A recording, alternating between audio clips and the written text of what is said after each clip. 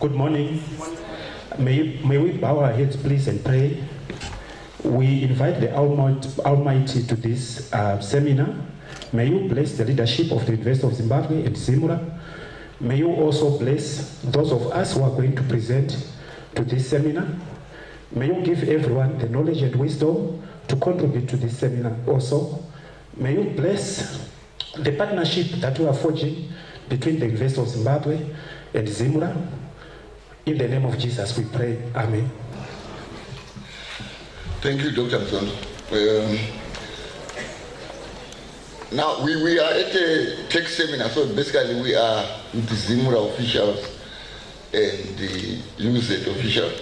So what I will do is to first of all have introduction on the guests that we have from ZIMRA, and that will be done by Miss Izwirashe Muonwa from ZIMRA.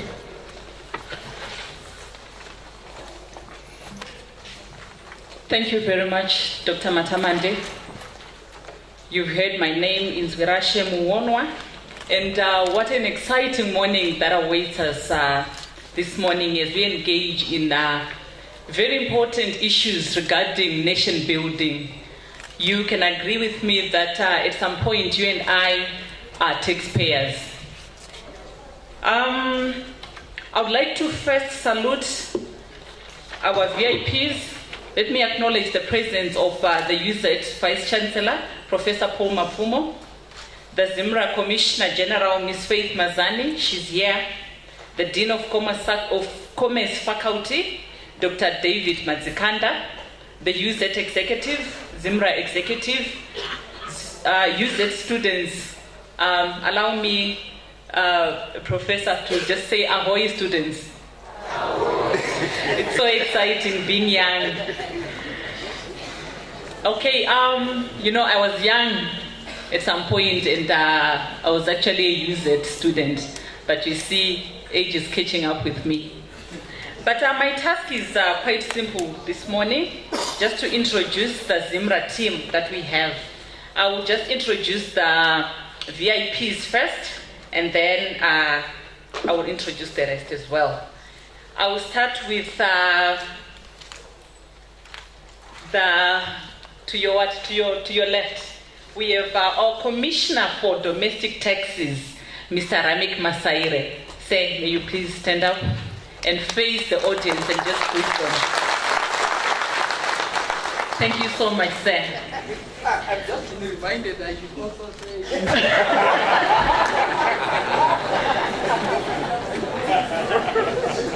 We also have Mr. Joey Shumbamini. Mr. Shumbamini is the Director for Strategy, Modernization and Research at the Zimbabwe Revenue Authority. This is our strategist. And then we also have Mr. John Chakasikwa. He is the Executive Assistant to the Commissioner General. Thank you so much, sir. I would also want to single out ZIMRA executive members here. We have Mr. Shamimoyo, he's the Director for ICT. Thank you so much, sir. We have Ms. Tembile Chakunda. She's Acting Director for Legal Services. Thank you, madam. We have Ms. Rose Chikonzo. She's representing the Commissioner for Revenue Assurance and Special Projects. Thank you, ma'am. Mr. Kagande, he is our procurement guru. Thank you, sir. Mr. Tapiwa Manyika is from Loss Control. Thank you so much. May I also introduce the team ZIMRA, those who have graced us today. If you are from the Zimbabwe Revenue Authority, just stand up, please.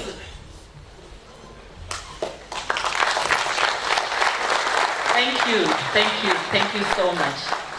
We have a team of experts from ZIMRA. Thank you so much. Over to you, Dr. Matamande.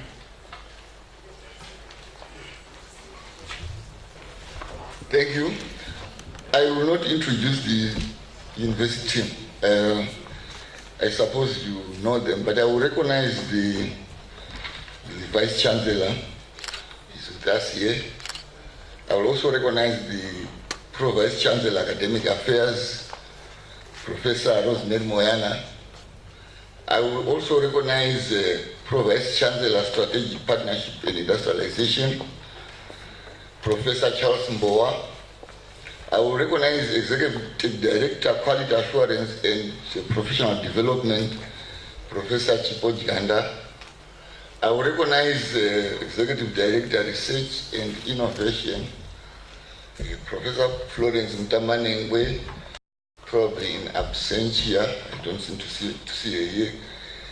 I will also recognize the librarian, Dr. Chikonzo, the BESA, Mr. Jamini, the deans present. I will also, of course, recognize the chairpersons here present, lecturers, and of course the students. Thank you for coming.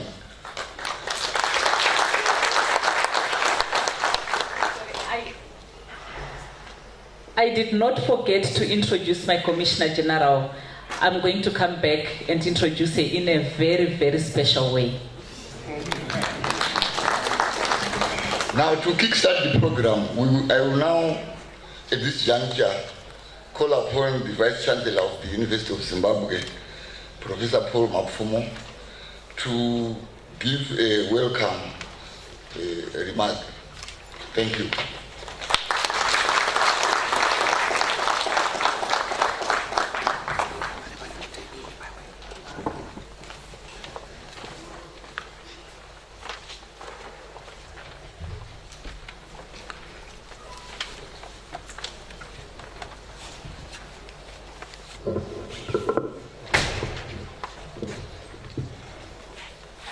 Thank you very much, Director of Ceremonies. The Commissioner General of ZIMRA, Ms. Mazani, we want to acknowledge your presence. The ZIMRA commissioners here present, I want to acknowledge your presence. The ZIMRA executive and the officials here present. The Pro-Vice Chancellor, Academic Affairs, Professor Rosemary Moyana. The Pro-Vice Chancellor, Strategic Partnerships and Industrialization, Professor Charles Mbowa. The Executive Director, Research and Innovation in absentia, Professor Mtambaneng. The Executive Director, Quality Assurance and Professional Development, Professor Chipo Ganda. University Deans of Faculties, our professors. I should first acknowledge Dr. Chikonzo, our librarian, Mr. Kamin, our BESA, the registrar here represented by the Deputy Registrar of Human Resources, the Deans of Faculties, senior university officials, our very important constituents, the students. I'm very happy to see you in these numbers, and you deserve to help us clap for you.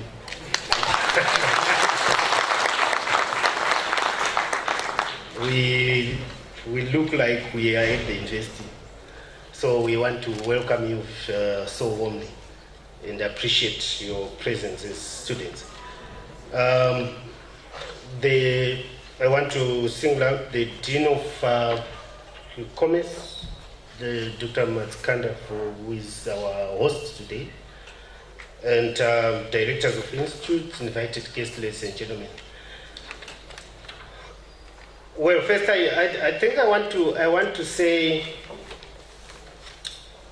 when I've traveled to many countries, but as I traveled to Europe in particular, I used to lead other African teams to do different things. Then we would get into these European countries. people would get into a bus, get into a train, get into a particular place and say, I forgot to pay. And they go back and pay. I didn't take my ticket. They go back and do it. But when I had my colleagues, I don't want to say from which countries and so on and so forth, they would say, do you know you can go for a week without paying on a bus?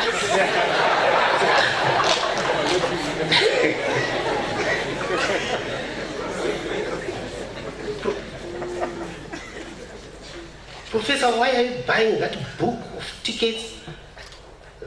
Do you know you can just use one?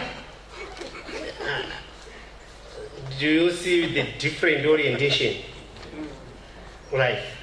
So, when it comes now to responsibility, we want to build such a culture in Zimbabwe. And so I will not try to interpret it in ZIMRA terms, they will. The other part that I thought I would mention before I said the welcome remarks is the demystification of what tax is. Just to be able to know that here we can, even at the university, allow people to say, you don't pay fees, your child will not pay fees, your relative will not pay fees. Anyone you know who is close shall not pay fees. But we want services that are really up to there. So who pays? All of you are my relatives actually, the students. They're my very close relatives. So you don't pay fees. So who pays? I think I make my point. So, ladies and gentlemen, it is therefore my pleasure to welcome you all, in particular the ZIMRA team, to this seminar. It is quite fitting that this seminar is being held at the University of Zimbabwe. Given the university's central role in higher education delivery in the country, we are quite delighted to be hosting this very important seminar. It gives us an opportunity to learn more about the work of ZIMRA and its tax collection mandate, and also to explore opportunities for us to work closely together in the future, maybe now and in the future, as we implement in the higher education sector our Education 5.0 that has been set by government. One of the things that this does in Education 5.0 is that we want to use to convert our creativity into wealth. That's what we call innovation to the students. It's a very simple definition. If you convert your creativity into wealth, you are innovating. If there is no economic dimension to your creativity, there is no innovation. Used it to lectures, so that's a piece of a lecture. And to industrialize. To industrialize is to start new companies. Is to start new generation of enterprises. Is to grow our industrial and commercial base. That should have implications. We are therefore best placed to be talking to ZIMRA in that context, especially as we embark on that path. And I think this is a new beginning. So as ZIMRA comes here, they will see that they are catching them young as students. But I think they are doing much more. They are catching the program young as we embark on industrialization as a university. So if I would invite you, Madam Commissioner General, that you have a copy of our strategic plan so that you see some of the outcomes that we've set upon ourselves to deliver, and that should have a statement on the implications on our collaboration in research, our collaboration in training, our collaboration in mentoring these young people, and our collaboration in extending the mandate on our tax obligation, as we try to be an upper middle income economy, which is our responsibility as a country to deliver that vision.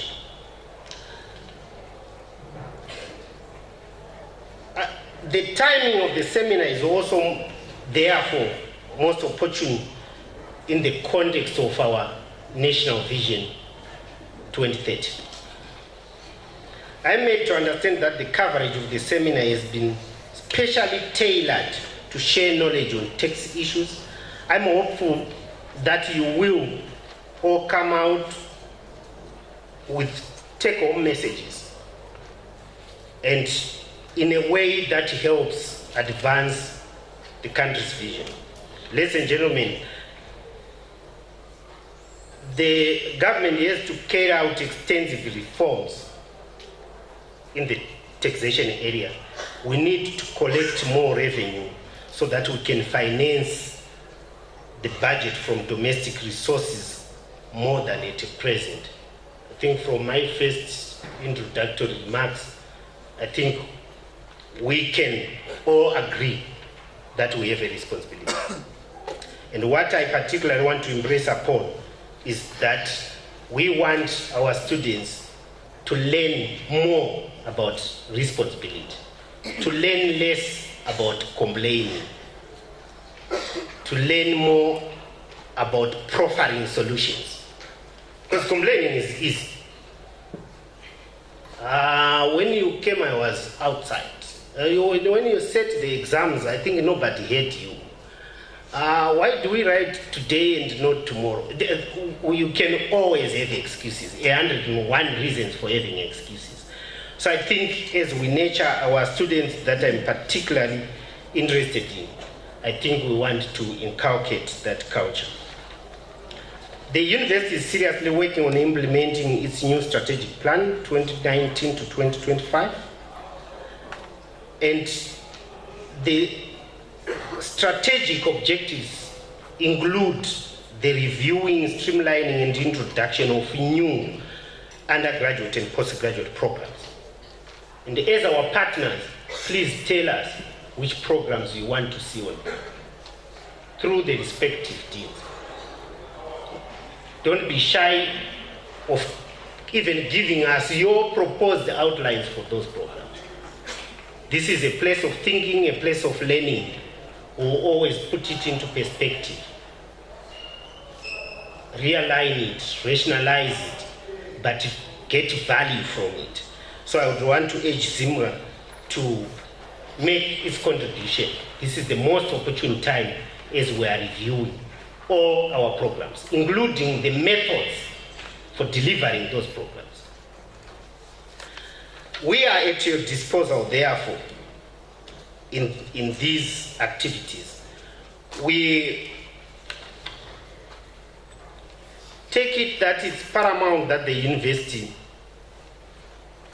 plays its role in identifying critical areas that can enhance the effectiveness and efficiency with which your department, your organization can move itself forward. Universities are about developing cutting edges.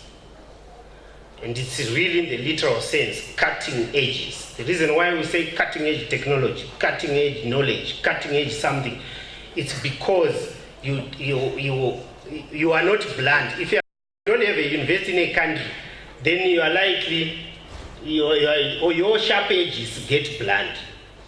So our idea as a university is to sharpen those edges. And that's what we are here to do.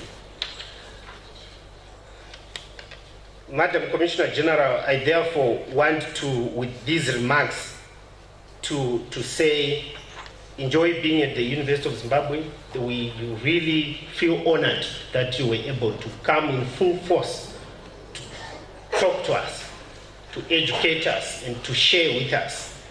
And in my conclusion, I want to also thank the organizers of this event through the Faculty of Commerce, that this is more of what we expect to see. So this should be only but the beginning of such engagement. I thank you very much.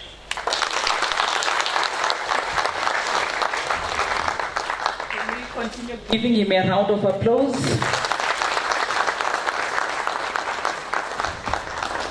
Thank you so much, Professor Mapfumo. I hope you are not going to be among those who say, do you know that you can run a business without paying taxes? We should all meet our obligations for the nation building of Zimbabwe. The theme of this tax seminar, ladies and gentlemen, students, is Catch Them Young. And we are looking at the future generation of Zimbabwe. You know, it's good to be young, as I told you. This is also the very first launch of engagement with students. So, University of Zimbabwe, consider yourselves highly blessed. You know, when we were students, we used to say, like I said, it's so exciting being young. We used to say, there are only 2 universities in Zimbabwe. There's University of Zimbabwe and others. So, I think we've come to the first University of Zimbabwe. Ladies and gentlemen, allow me to introduce someone very important.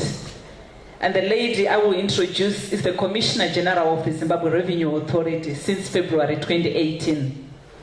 She has 37 years experience in revenue administration, covering customs, both direct and indirect taxes. Having served at senior management levels in different administrations in Southern Africa.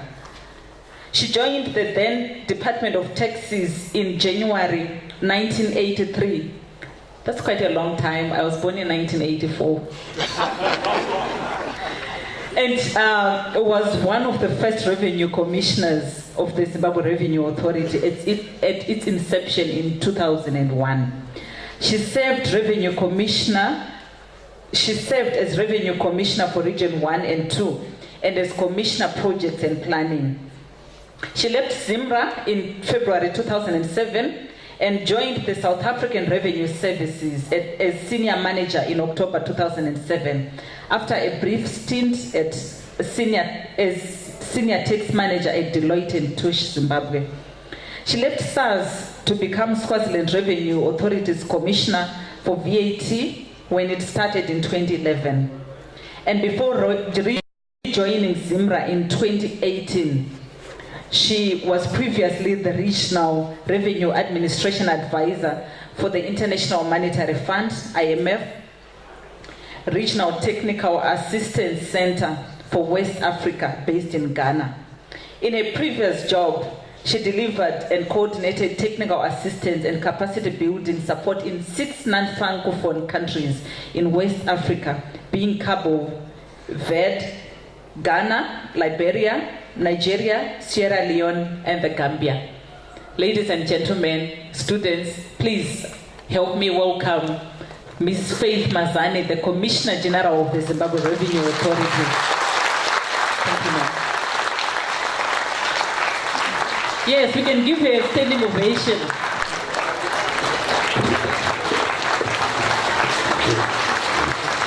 Thank you, you can sit down.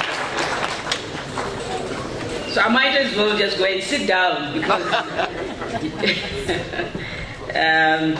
thank you very much, Izwi, for that. But today, when this introduction is being given, I was talking to the Vice Chancellor that I'm coming back after 37 years of being a student at the UZ.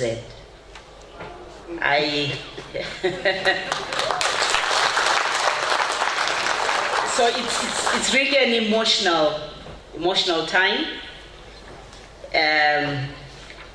But let me go back to my speech, because if I don't, I may actually become very emotional.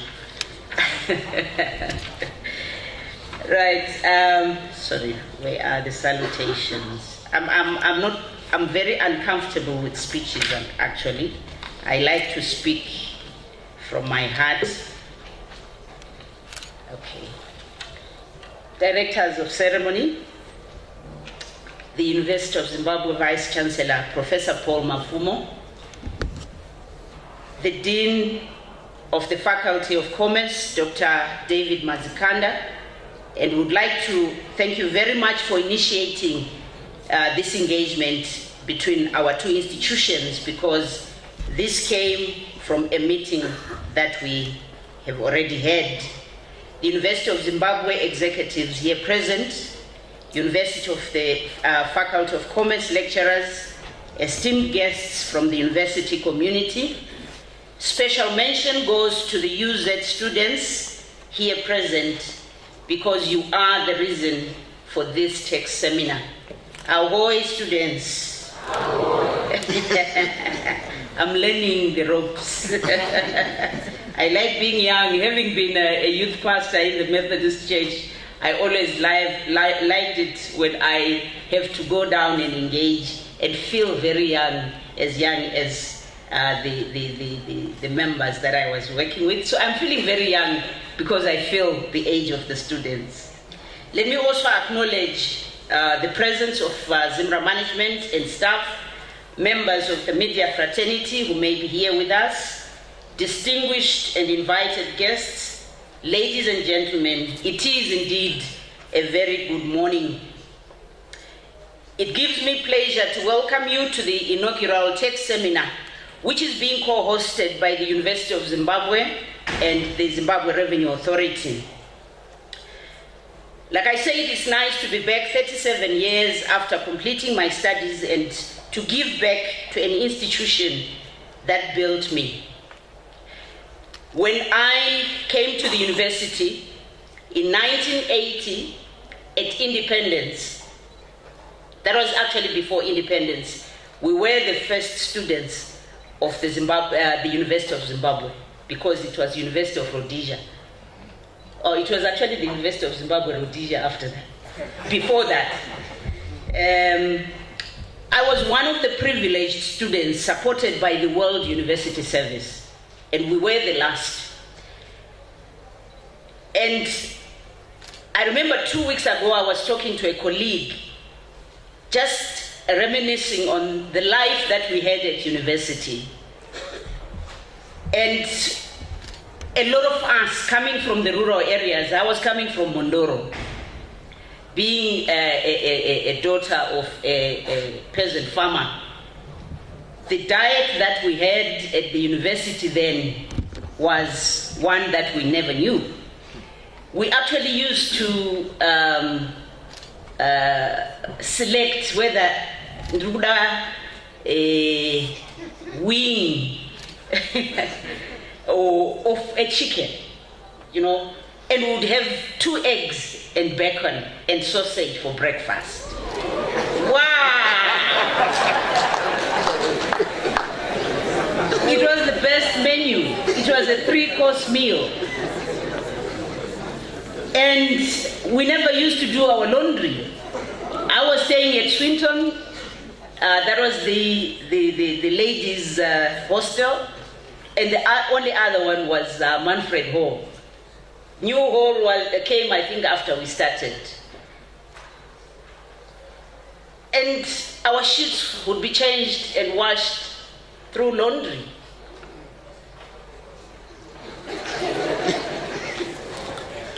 I don't want to ask how things are now. But the question that is pertinent to us today, who funded that? It was the World University Service, which we were receiving up to the time we were independent, supported by taxpayers in the UK and other countries. Taxpayers. And it ended with independence. And then came the program where people would get grants and then they had to pay. And as the Vice Chancellor has explained, our culture is not to pay. That fund died because people never paid. They found ways around not paying. And that's why we are where we are today. Let me acknowledge and thank, I'll leave that as homework, to our students and to our members who are here, who are working, who are not paying their taxes. To really rethink of what kind of life we need to give to our university students. And those to come when the students that are here are working.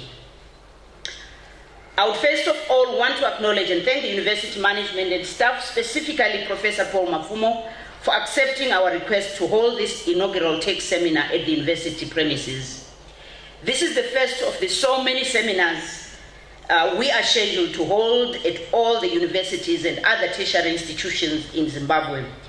It is all part of ZIMRA's new strategic thrust of engaging with the people of Zimbabwe, the academia, the business community, and captains of industry, among others, in order to build a stronger partnership for the benefit of the economy at large. We believe it is through these initiatives that we are able to engage and dialogue with different sectors of the economy, educating them on the importance of tax and revenue compliance.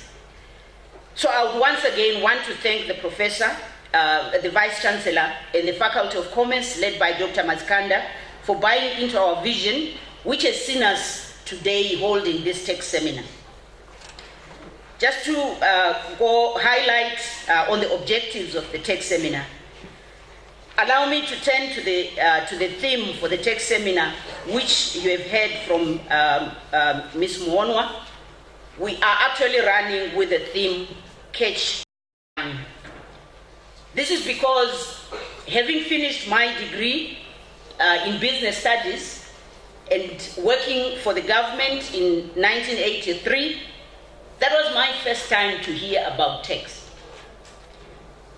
So this theme speaks to our thrust of engaging all our future leaders who are in primary schools, secondary schools, and all the institutions of higher learning.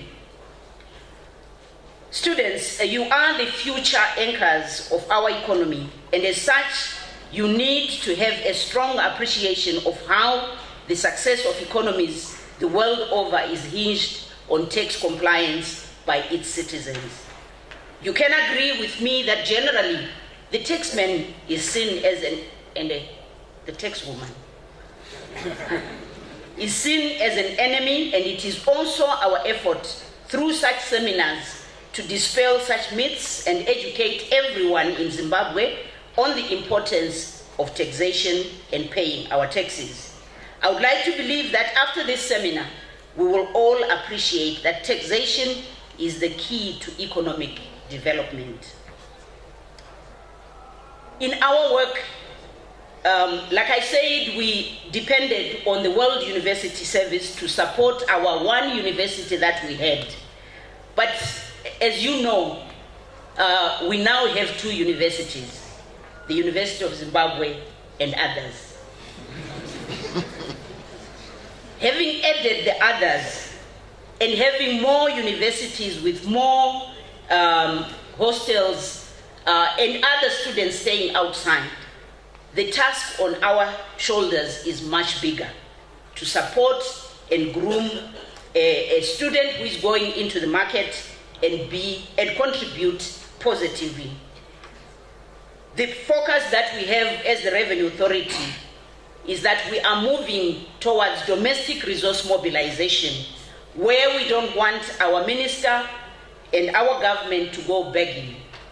And this is why it is important for us to ensure that we pay our fair share of the taxes that the government requires to support our institutions and the education sector as a whole. Vice Chancellor, ladies and gentlemen, it is therefore part of our calling to explain to the young generation so that they understand what role they have to play in the economic development of our country, Zimbabwe. The young generation are definitely going to be the decision makers of tomorrow and even today. They are going to start companies and businesses. And to this end, it is important that they know the tax obligations associated with running businesses, or just by being an employee and understanding why tax is being deducted from your salary. You still have to contribute to the fiscus. And on our part, we believe engaging them at an early age will help in building the trust which should always exist between the authority and its valued clients. We are so sure that with this kind of engagement, we will be able to demystify some of the misconceptions that people have about ZIMRA and about paying taxes. We are going to dispel the fears and anxieties that the people have about tax paying in general. It is our considered belief that through constant engagement, your feedback will assist us to be a better organization which serves its clients in a more responsible manner. Let me also challenge you as students, and especially as we are partnering with the Department of Commerce and the Departments of Commerce and Law. We are going to have accountants who are going to be responsible for developing or drafting tax computations and accounts for businesses. Some of you are going to have to do tax planning, but let me explain the difference between tax, the nature of tax planning. There is tax avoidance where you use the law, but a lot of our accountants are engaged in tax evasion, which is what the professor, the vice chancellor was talking about, how you can avoid to pay tax. As accountants and auditors, you will be responsible to ensure that you conduct proper due diligence for the businesses that you'll be working for.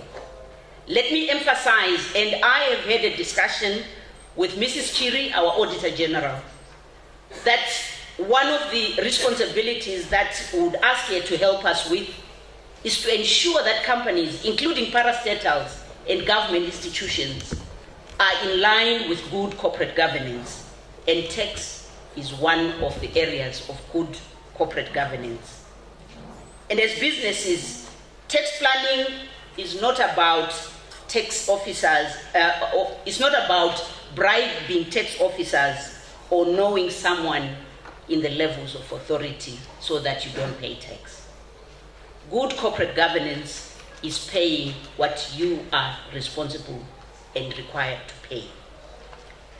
With those few remarks, I would want to thank all of you for coming to this seminar, and to thank the university and the Vice Chancellor for giving us this opportunity.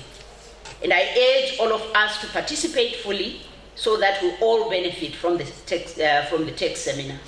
I wish I could say this is a seminar for students, but with the non-tax paying culture that we have, I know a number of our university staff will benefit. And I thank you.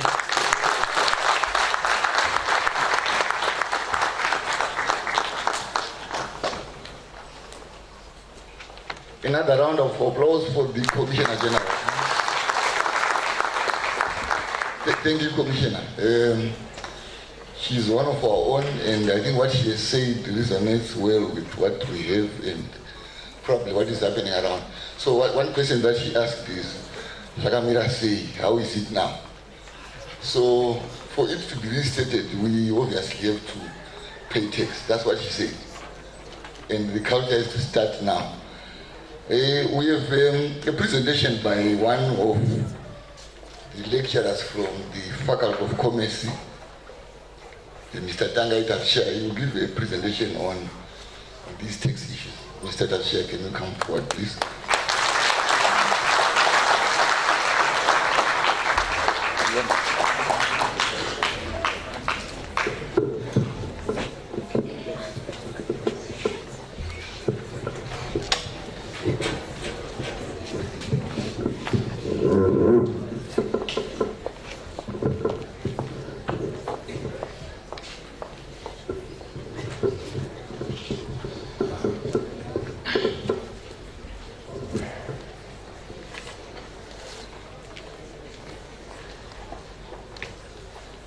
Let me start off by overriding on welcome remarks from the directors of Sedemon, because I've got limited time.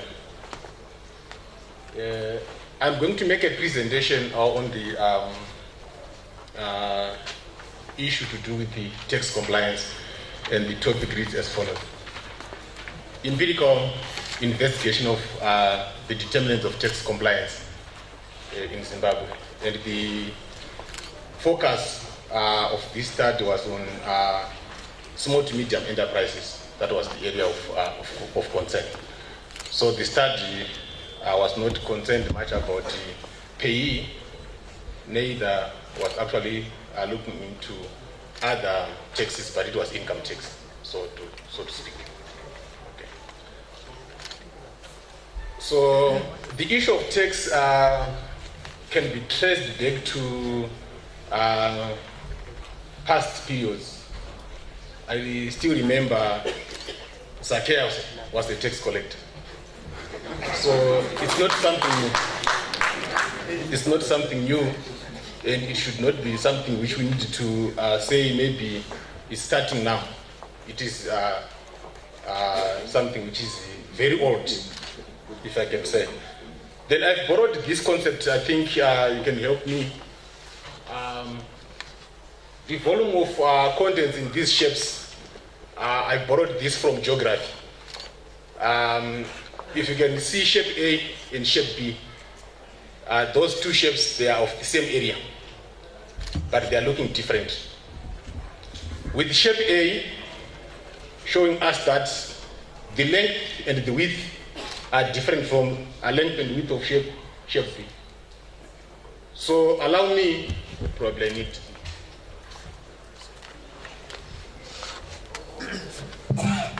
So allow me to say shape A is a rectangle, and it is measuring 4 meters by 5 meters with a width of 5 meters, and the height is 4 meters, but it still gives me 20 square meters in terms of area.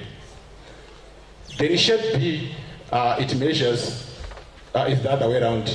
It measures 2 meters and 10 meters, then that one 4 meters and 5 meters respectively. But both they measure 20 square meters, so to speak. What is that I'm trying to bring home here? Let us assume that the y-axis is the tax rate, and the x-axis is the number of taxpayers. That is the number of people who are paying tax. So shape A resembles that taxpayers are being taxed at 2%, but a number of taxpayers like 10 are paying tax if they are being taxed at 2. But shape B, taxpayers are being taxed at 4%, but we are only having half of them complying. So this is the mathematics which I have borrowed from geography and from our ordinary level mathematics, right? So I would ask the Commissioner General probably to ask, which shape do you prefer as a model of taxing your taxpayers, Commissioner General?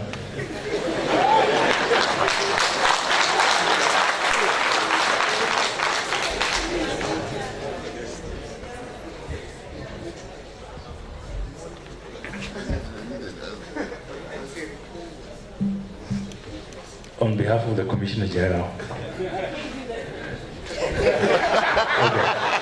I'll hand it over to you. Sorry, I may have missed the explanation, but I will tell you something that you have to fit in the shapes. If we can have, well, we believe in equity in taxing. So I would prefer the equal sides, the almost equal sides. That one, I don't know what they stand for, because I missed the explanation. The point I want to emphasize is, let's all pay our taxes equally. I don't know whether that's what you were looking for, and sorry I have to dash out, but equity, Sorry, I noted a Commissioner General was busy talking to the Vice Chancellor while he was delivering that. That's why I was quick to say on her behalf. I see she was taken into that conversation. Basically, what we would, and which is why we're here, we would want as many people to pay taxes. The more people pay taxes, the less in terms of the burden that we share amongst ourselves. In other words, if we grow the tax base, which is that you're seeing there, if the tax base is wide, we are all going to share the burden, which means the tax rates will be lower. So if you look at the two shapes that you have, this one, your y-axis, yeah? Sorry, your x-axis. If you have less people paying tax, because the shapes have the same area, which is the same yield of tax that the economy probably requires, it means you're going to have to ramp up your rate of taxes. So the less people pay taxes, the more rates that we have to impose to the people. The more people pay their taxes, the less the rates that we. So in other words, if we were to extend tax payment from the formal sector, I'm not being practical in this case, from the formal sector to include the informal sector, it means we are sharing the burden. More people are paying taxes, we are receiving more taxes. We don't need to up the tax rates. So we're going to have to reduce the tax rates. And it becomes easy for everyone because it's less tax burden for everyone. Thank you.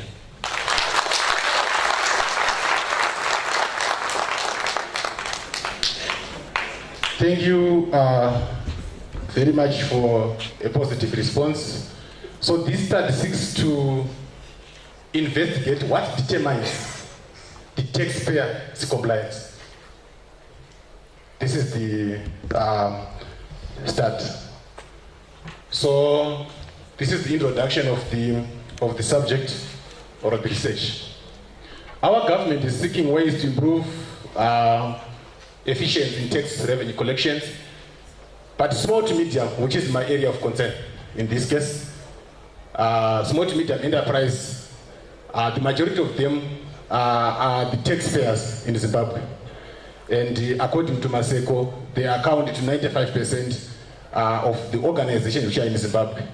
And they are supposed to contribute 50% of our taxes, as you can see by Maseko. But Zimbabwe has 3.5 million small to medium enterprises with only 2% of all these paying taxes to Zimbabwe Revenue Authority, according to Dlamini. So it means that some, probably 98%, are not complying to tax. But the reason is why are they not tax compliant? That was the thing which I wanted to examine. So the problem statement is as follows. SMEs constitute 95% of our informal sector, in which approximately 7.4 billion is circulating when the country is facing liquidity challenges. SMEs are not complying or are failing to meet the revenue collection obligation. This research empirically investigated determinants of SME tax compliance in Zimbabwe. So I've got only 3 objectives. So the first objective is to examine whether economic factors also influence the compliance by SMEs, and also to examine or explore whether psychological factors also have contribution on tax compliance, and lastly, to see if institutional factors such as size of these SMEs have got also influence on tax compliance. So I've brought this research hypothesis because my model have got clustered variables, so to speak. So I will take your time probably to go through this together.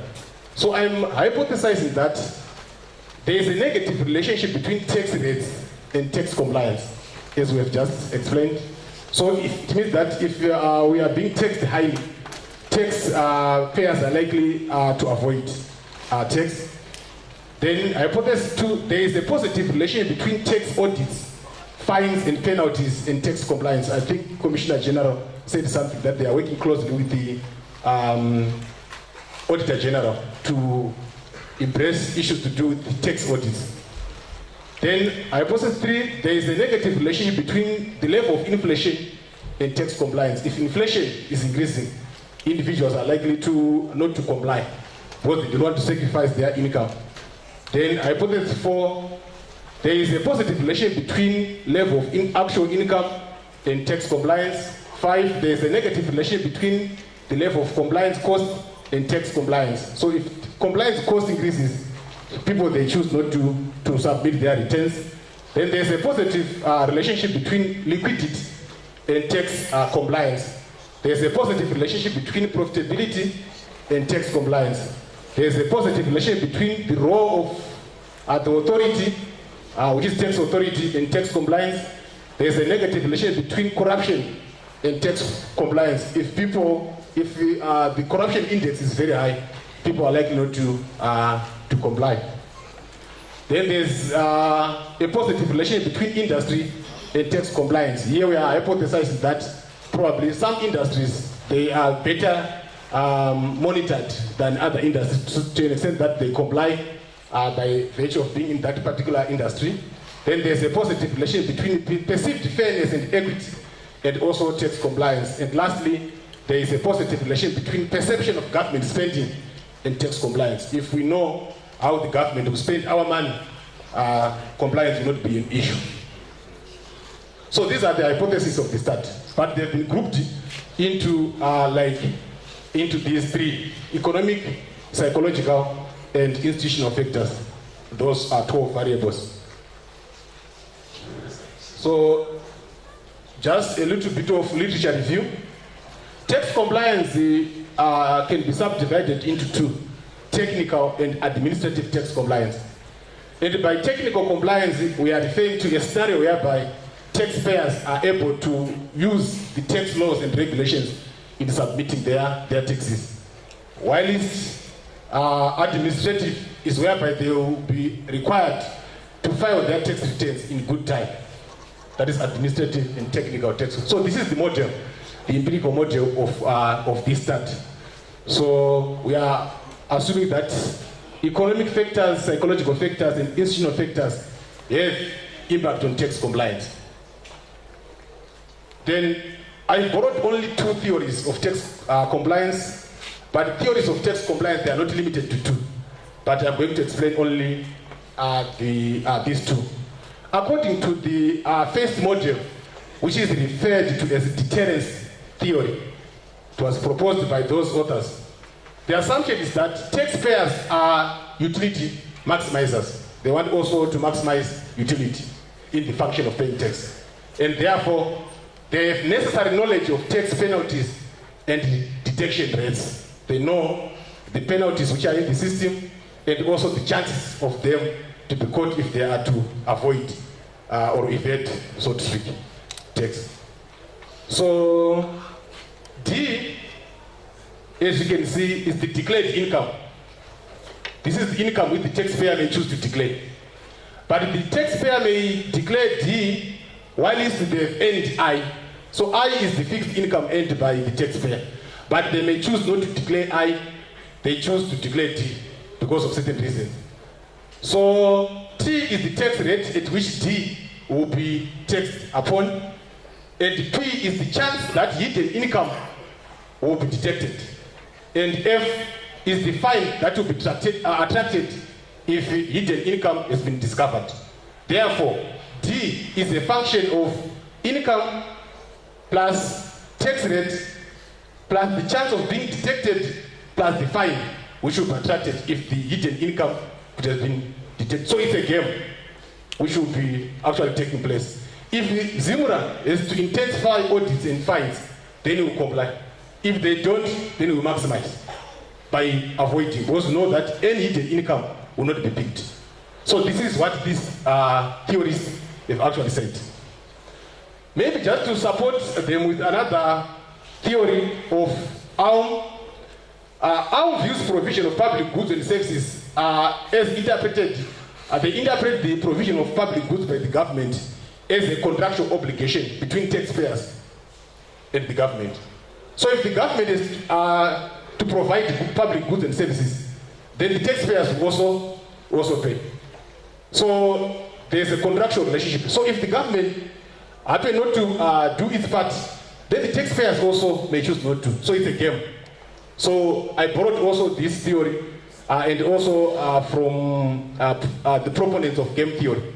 So it's a game which will be taking place. So if you provide it, we also pay. If you don't provide it, we also don't pay. So there's a contractual relationship between the taxpayers and the government. Okay. So the methodology of this start, I used the positivist research approach, and a deductive research approach was also incorporated with a sample size of 250 registered SMEs. Then a sample size of 250 was actually used because of the fact that it was difficult to have access to data. Then the result of the study was then analyzed using a starter package for data analysis. This is the empirical model. So this is the model which I'm trying to test. So it is tax compliance is a function of all those. So there's compliance which can actually be achieved without any of these beta 1, beta 2, beta 3 up to beta 12.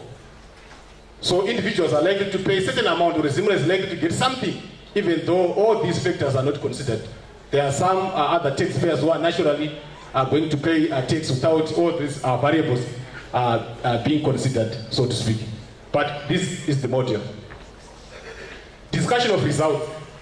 Results from this study showed that corruption, compliance cost, tax rate, they have negative relationship to tax compliance. If there's high level of corruption and there's high tax rate, compliance will become an issue. Then on the other hand, fairness and equity, perception of government spending, role of tax authority, income level, and tax audit fines and penalties show the relationship with the tax compliance. So here are the recommendations. We are recommending, why are we having the first recommendation? Because for me it was very difficult to have access to data because individuals were not willing to provide with this information. That's why we have limited our sample size to 250. But I'm hoping that if we are to work this research together with the ZIMRA, we'll be able to get better results. So we are actually recommending that there should be a joint research between the University of Zimbabwe and ZIMRA concerning taxation issues. Then also tax authorities to play a significant role in improving first the credibility of the tax system so that it might be viewed as a fair and transparent system by taxpayers in order to encourage or to put in place voluntary compliance. Then it is also advisable to lower down the tax rate so as to convert non-compliant taxpayers through reducing tax burden and hence widening the tax base. Since the two, we can also use the lower rate to achieve the same. So we need to reduce the burden and also share. Higher tax rate structure details many potential taxpayers to comply owing to proportion of their income they need to sacrifice for them to be said that they are compliant.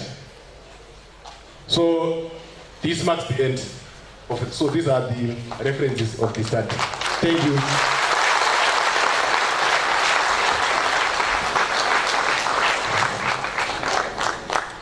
Wow.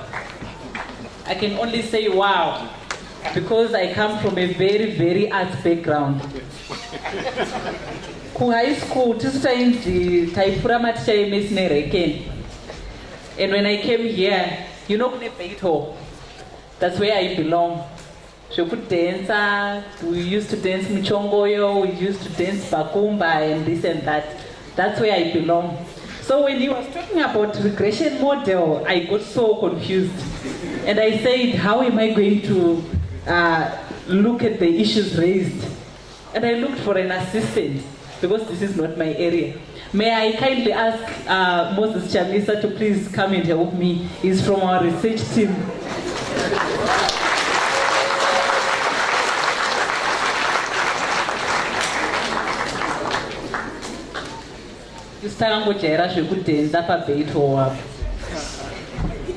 But if you ask me to argue my case, I'm the bad.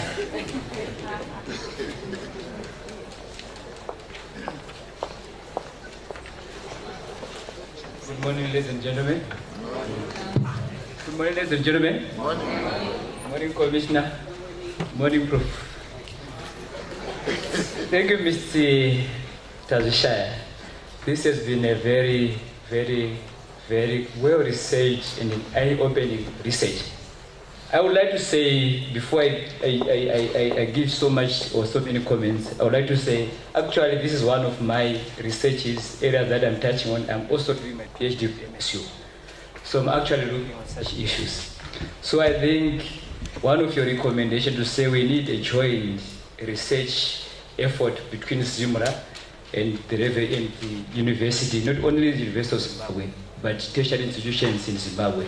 I think it really makes some sense to me, because some of these things, we cannot have a situation where we only say we have a big, small to medium enterprise or a shadow economy. But one of my challenges that I want to give you is the University of Zimbabwe, and maybe ZIMRA is an institution. We don't want to just say we have so much people who are in the shadow informal sector, but we don't know the size of the informal sector and its tax potential. We should take our research further to say, what's the size of this informal sector? From that, what's the tax potential? So that when you are arguing or making policies, we are having evidence-based arguments, evidence-based or driven policies. Like what we have done, Mr. Tazishaya, we now have an empirical evidence, not just thumb-sucking to say, we are losing so much from the informal sector, from the MECs. But now we are saying that what are the factors that are causing these ones? They might be more than what we've looked at. If you see, we've looked at the psychological, the economic, and maybe the institutional, the other social issues that affect tax compliance. So we need to do further, and we need to share more and try to put to the model, refine to the model, not just looking at only the ordinary least squares like what you've said, but even further to do some structural equation modeling to say what really caused this. It will be to do using other models like the augmented distributed or auto-regressive distributed lag model to say what is happening to this. So I think with this, I would like to say thank you for this opportunity. Thank you so much for this well-informed research. Thank you, University of Zimbabwe. I think from this, we are going to have more partnerships into research, not only on tax compliance, but we need, like what the professor said, that we need innovation. We need to make our creativity, to attach some weight to our creativity. And that's how it starts. We cannot start from just running. We start step by step. Without taking much time, I would like to say we need to see more partnerships, and starting now. It should not be something that is going to say after 5 years. We have to start now. We have to catch this partnership young. Thank you, ladies. Thank you, ladies and gentlemen. Thank you, ma'am. So we have researchers here, so the two of you can do a bilateral and agree on what you will do. Okay, we move on with our program. Ladies and gentlemen, allow me to ask our taxation guru, our Commissioner for Domestic Taxes, Mr. Rabik Masaire, to come and do his presentation. Thank you.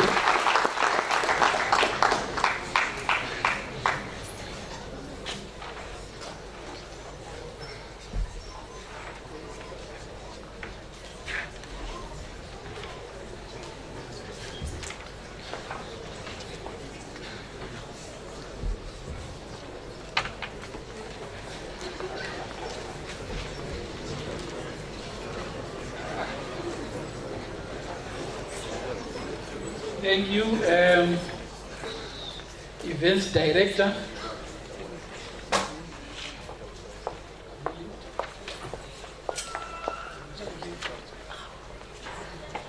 Thank you, ED.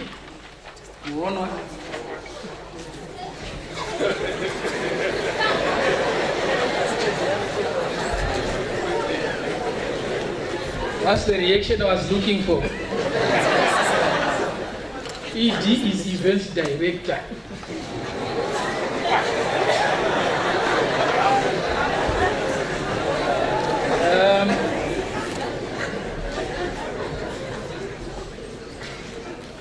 Our Vice Chancellor, our Commissioner General, allow me not to say a lot of salutations. If you don't mind, I could go deep into the presentation, and quickly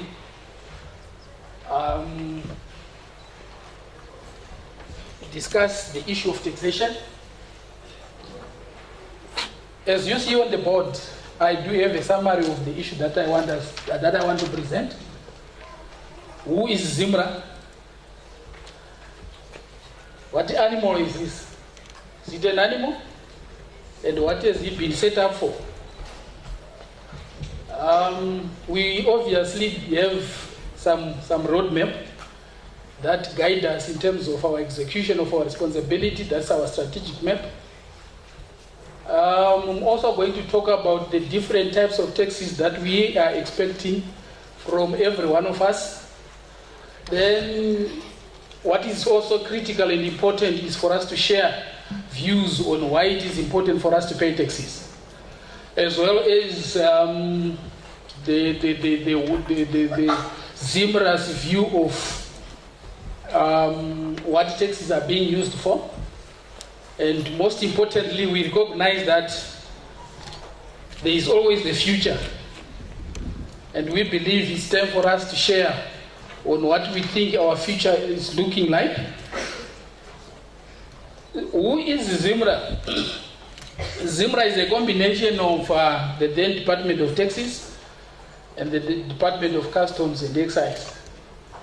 It's a creature of Parliament, which is a parastatal under the Ministry of Finance and Economic Development. Government, in its wisdom, found it necessary to create ZIMRA in order to provide important and autonomy so that we could be more effective and collect the taxes that are so critical for our economy. What are the type of taxes that we expect or that are supposed to be paid?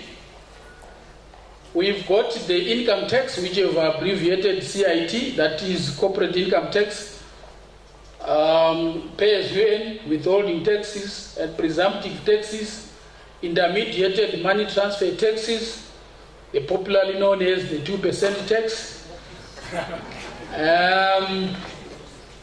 All these are provided for or supported by the Income Tax Act, Chapter 2306.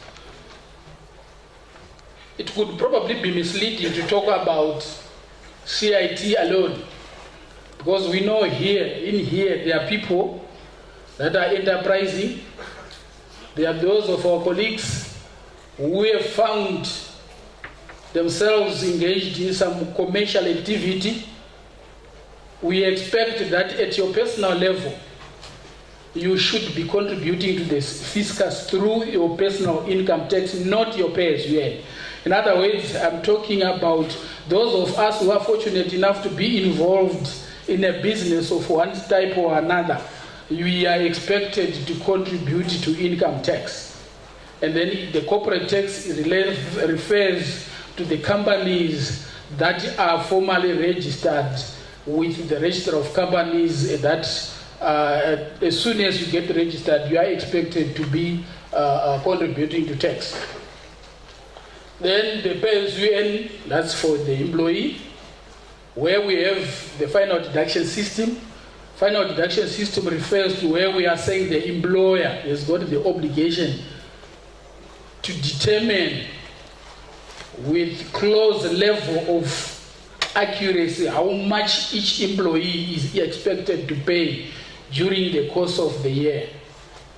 The ZIMRA would then come and verify those deductions as and when the situation requires for us to do that. Presumptive taxes is largely that type of tax that applies to some of our taxpayers who are in the category that Mr. Mshaya has just presented, where it is not so easy for those that do not have structured ways of running their business to be able to prepare financial statements, to be able to do tax returns on a regular basis. So we then use the presumptive tax approach. We presume that you are expected to make a certain level of profitability that we then are expected to contribute on a quarterly basis that type of tax. Capital gains tax refers to the taxes that payable out of the disposal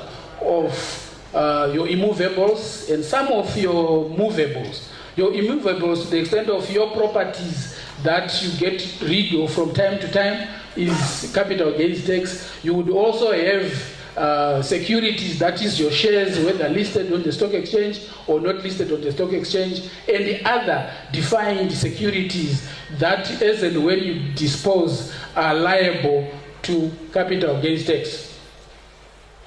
Value-added tax is one of the major taxes revenue earner that we rely on in terms of our revenue generation activities. It is from both domestic business as well as importations that create that type of tax.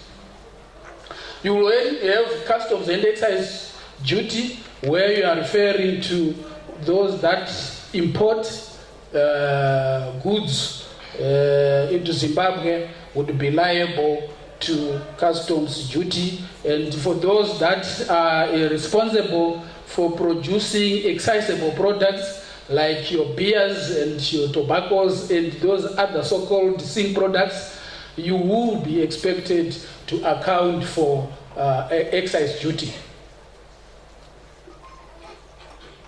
Why is it important to pay taxes? Government revenue. You will see as we proceed with the presentation some of the examples where these taxes have been applied to. There are those who have more than the others. The government has got the social obligation to try and play the balancing equation, to redistribute the income from the haves to the have-not. Otherwise, sharing and making sure that those that do not have do benefit from the economic activities of those that are fortunate enough to have. And then the reallocation of resources, protecting the local industry. I've referred to customs and excise duty.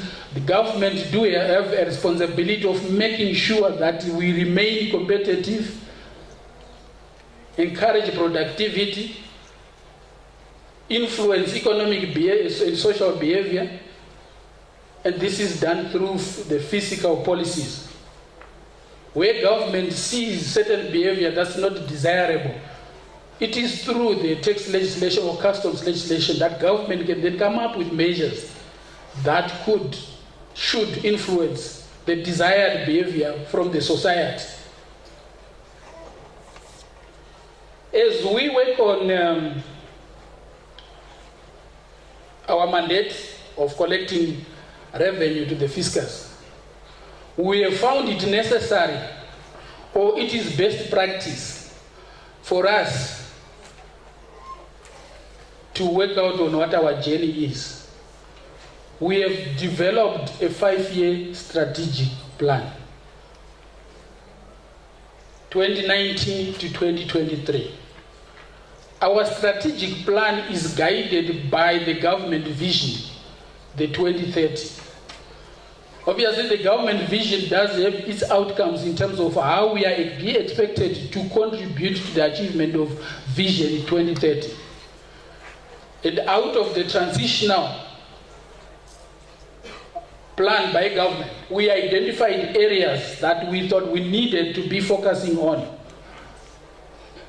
Ease of doing business. There is nothing better than making sure that taxpayers can pay their taxes with less paying in the comfort of their business premises. We are also expected to make sure that we restore fiscal balance by making sure that we contribute or raise as much revenue as is possible. For those that have been able to care enough and listen to Minister Mtuli, he has talked about the budget surplus. I think it is through the efforts of collecting and the taxpayers' contribution to revenue that achieves that. And another key issue is to make sure that we minimize on revenue leakages. I do have on our strategic map, that map there is a summary of our strategy for the next 5 years. That summary gives us what our mission is, our vision is, which is clear, and I would want to talk to some of the key and important aspects of our vision. I remember VC talking about innovation. We believe that for us to remain relevant, for us to remain successful, we need to be innovative. We believe that we need to be transparent in whatever work we do. Integrity is critical for us to succeed. The last presentation, in as far as some of the observations or hypothesis, was that corruption has got a negative relationship with compliance. We believe we need to have integrity in the way we do our work, transparency, and commitment. To achieve, we do have set ourselves 4 outcomes. Maximizing of revenue is one of our key outcomes is ZIMRA. We're also looking at our image as an organization. I believe once we do have an image that you are proud of, you find it easier to contribute to revenue. You want to be associated with an organization who's got the right image. We set ourselves objectives that are designed to create the image that every single Zimbabwean or citizen or even the world over would be proud to be associated with. Voluntary compliance. We recognize that even though the law requires or provides an obligation to every single person to pay their taxes, we do have limited resources. We have limited capacity for us to follow through every single taxpayer. We have to rely on the will of the taxpayer to have that desire to contribute to the national fiscus. That then leaves us time to explore cases where we think there is either need for further education, the need for us to check on the scope for whether there is any undesired tax planning activities. But most importantly, we need to continue to work together like we are doing now to make sure that at the end of the day, we rely more on your own initiative, your own responsibility to contribute to the fiscus. We need to protect the society against undesired elements, undesired social behaviors, drugs,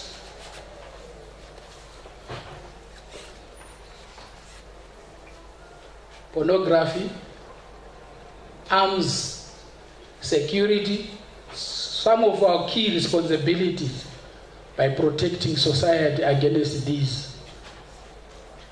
Ladies and gentlemen, those are our outcomes that we are measured against periodically. To do that, we obviously, I'll talk about the rest of the strategic map.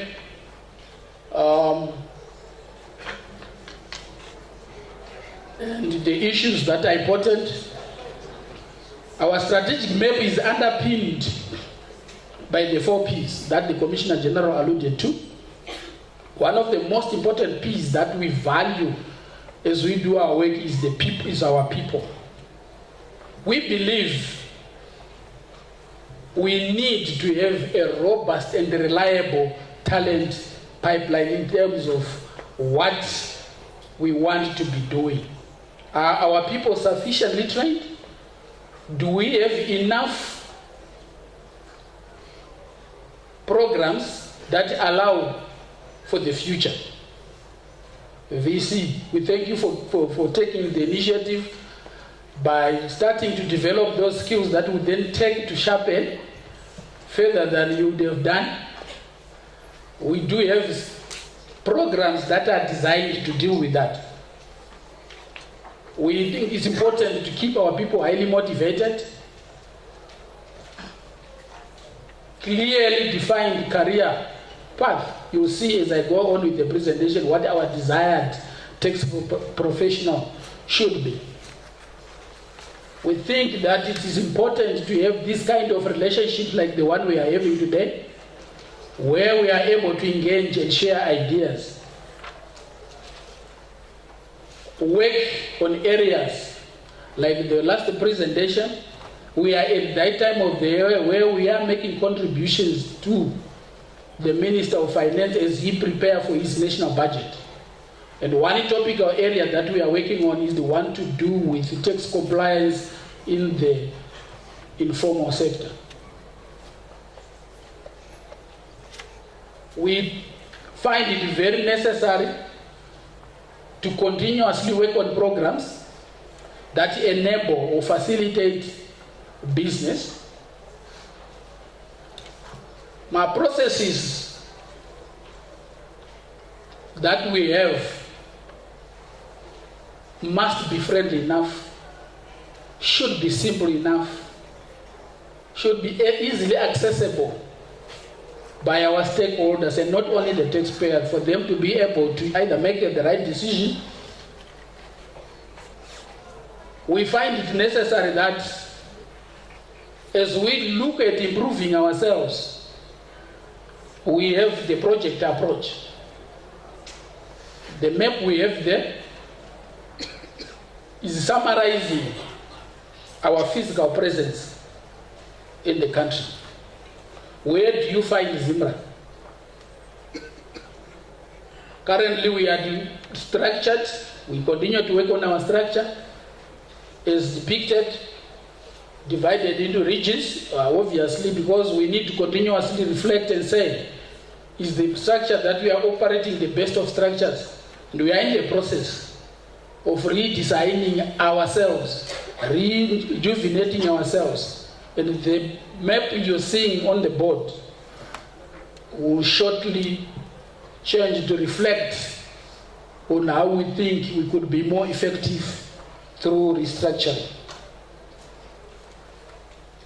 Over the years, the graph on the board is showing the relationship between the revenue that has been generated and the government expenditure. It's unfortunate that we continue to see a decline on the relationship. We are challenged to make sure that we continue to innovate, we continue to engage in the relationships, in programs, in seminars such as the one we have today, for us to make sure that that graph does not continue to decline. We obviously are aware that we have seen a proliferation of institutions of learning. Government has got the responsibility to provide, like our Commissioner General said earlier on, facilities for those that are not privileged enough to be able to go to the expensive schools. Our hospitals need to be fully resourced, and they can only be resourced. And we need to largely rely on domestic resources. You cannot deliver effectively through placing reliance on other sources of revenue. You will recall that the nation was unfortunate during the earlier times, during the earlier month of the year, where we had a disaster in the eastern parts of the country. And you remember at some point, our minister and permanent secretary sharing with us and saying, I don't know whether it's popular or notorious or not so unpopular 2% tax, But I would say it's popular because it's providing the necessary scope for government to deal with the issues of disaster as the one that happened in Chimanimani. The picture we have there is another one that says we need to remain relevant, not only in Zimbabwe, to make sure that the tax revenue that we generate, that we collect, is used for industrialization, for doing our bridges, for creating the future we want. The Harare we desire to have.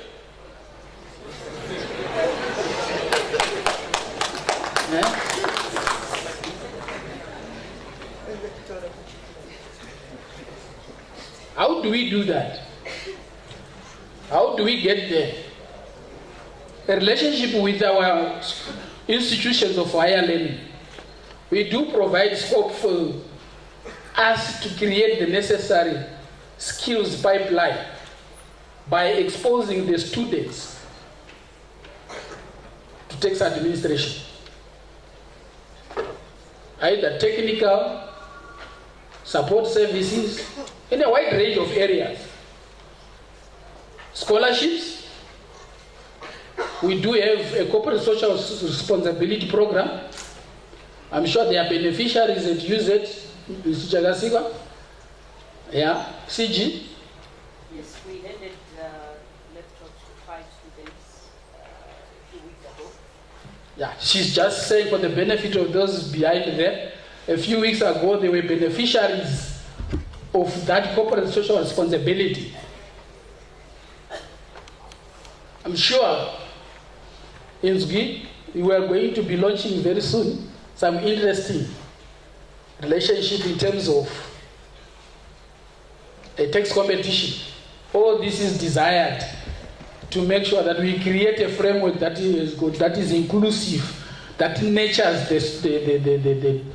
the student we want, that nurtures the professional we want, that nurtures the future we want.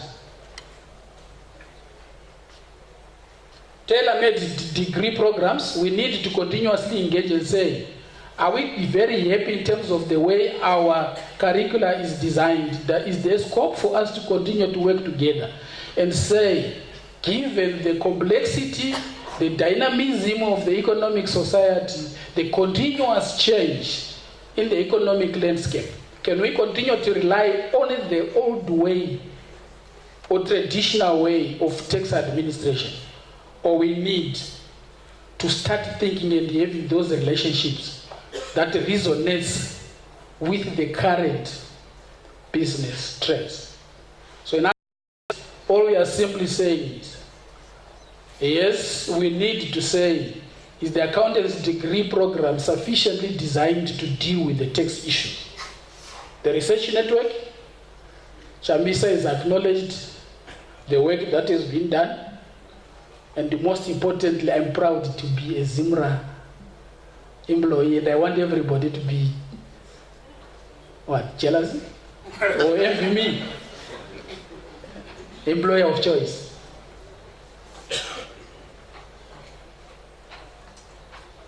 How do we achieve some of these issues? We have, as we deliver, we'll start working on our strategic plan. These are some of the areas that will be our areas of focus. Our taxpayers, we do recognize that everybody's business is unique in its own way. And you cannot apply same rules across the board. You run the risk of losing some in the process. So we find it necessary to adopt the taxpayer segmentation approach. We think that because of technology, yes, we are geographically placed, and we could still look at situations where we can operate from anywhere, create technological presence, virtual tax administration, We want to be able to know and understand our taxpayer. 360 degree. What are the relationships? What is the type of income? What is the nature of the business?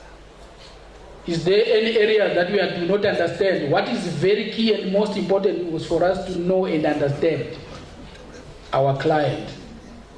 You all have heard about know your client. The fiscal reforms are in ongoing. Collect transactional taxes. The thinking we have is, at the time of transaction, the thinking we are having is the traditional way has always been to rely on the positive behavior of the taxpayer and allow them to collect and apply the revenues to their business before they pay over to the fiscus. Is that the best way to do it, especially in times where technology is prevailing? We think there's scope for us to continue and interrogate that and say improve on tax administration. The use of risk engine, I've already alluded to voluntary compliance. We can't rely on taxing everybody. We just need to make sure that we have a reliable risk management process. Yeah. These are some of our views in terms of expediting or improving the way we administer tax revenue. It's not everybody who has got time to come to ZIMRA. We want the taxpayer to be able to access our offices from any part of the world. We want to use technology for security at our points of entry and exit. We want to be able to have an online service, use scanners, use mobile services to deliver. What I have in our next presentation is just a summary of where we want to go as we automate our processes. These are some of our dreams that we think there is scope for us to work together, VC, and see what products are available in the market for us to innovate. The desired tax professional is one that is capable of portraying the required image. You will leave the university with your new qualification. You would have a personal responsibility at your personal level to comply with tax legislation and pay your taxes. You will go into an organization where you would have a responsibility to administer the tax function. We believe you can only effectively do your job if you are properly equipped, properly trained. Hence the need for us to have this kind of conversation, a conversation that allows and provides for us to continue to interrogate the current framework and say, is there scope for us to do it differently? I thank you.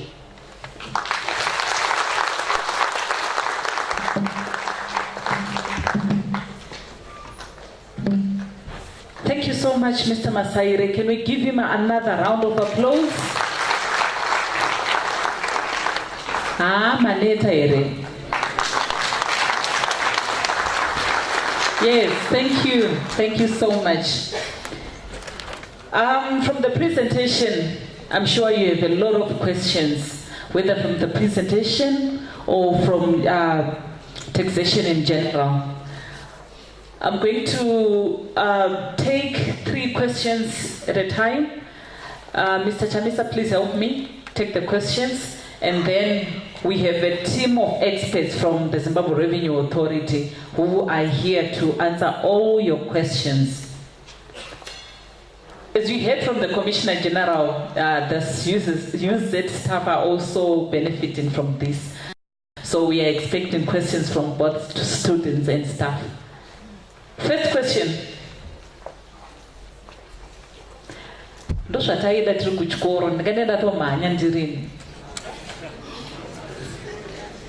Let's have questions.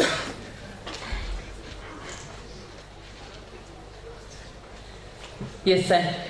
Maybe you can say out your name and then for the benefit of everyone.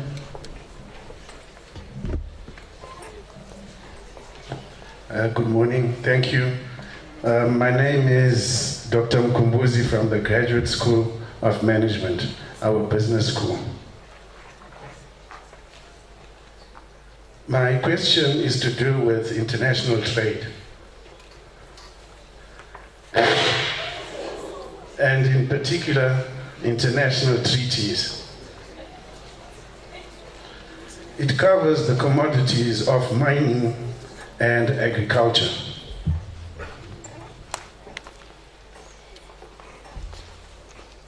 The question relates to the share ownership schemes as introduced by the new dispensation as we go forward under Vision 2030. What steps are we taking as ZIMRA in order to ensure that our raw materials are not sold for a song?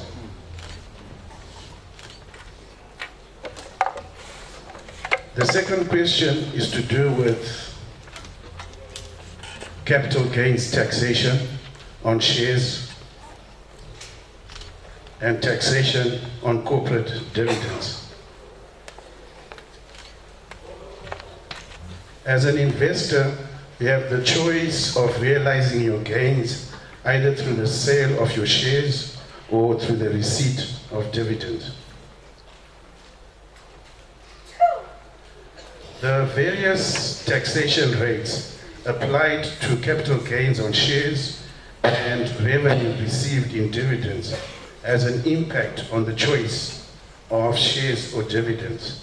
What steps are we taking as ZIMRA in order to equate this particular balance? Thank you. Thank you so much, sir. We want one more question so that we can combine them.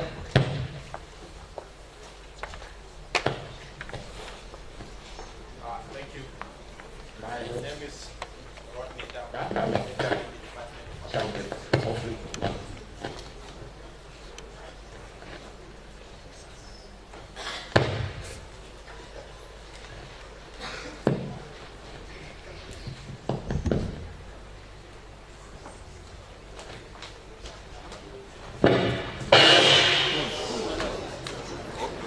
Sorry about that. We have another microphone.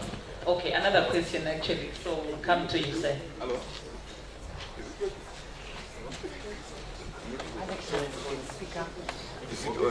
Mine is a quick one. After working for many years, my name is Dr. Peter Kwaya from Faculty of Education. From the 1980s, working in our system, I've suddenly began to lose faith in our systems. Because ZIMRA is part of a system. Us here, as a university, we are part of a system. I think we are going to have an uphill struggle to regain faith in our systems. For example, most of us, after working for all these years, we came to 2009 when we dollarized our economy. And you and I, if you're working from that time, we've been earning US dollars. Not stealing, but earning. Paying our taxes every time faithfully. You could go to the ATM, withdraw your money easily. But all of a sudden, 2017, 18, somewhere there, I lost it all.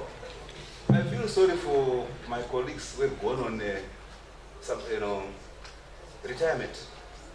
They have retired into poverty. They have become paupers in their own economy after contributing faithfully. Now, how do you explain this? Thank you so much. Thank you, sir. We'll take those three questions.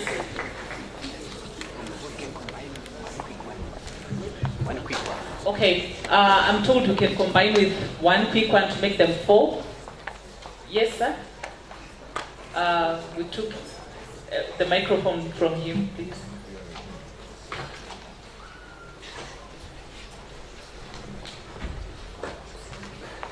Thank you. My name is Mr. Ndamba. I'm a lecturer in the Department of Accountancy.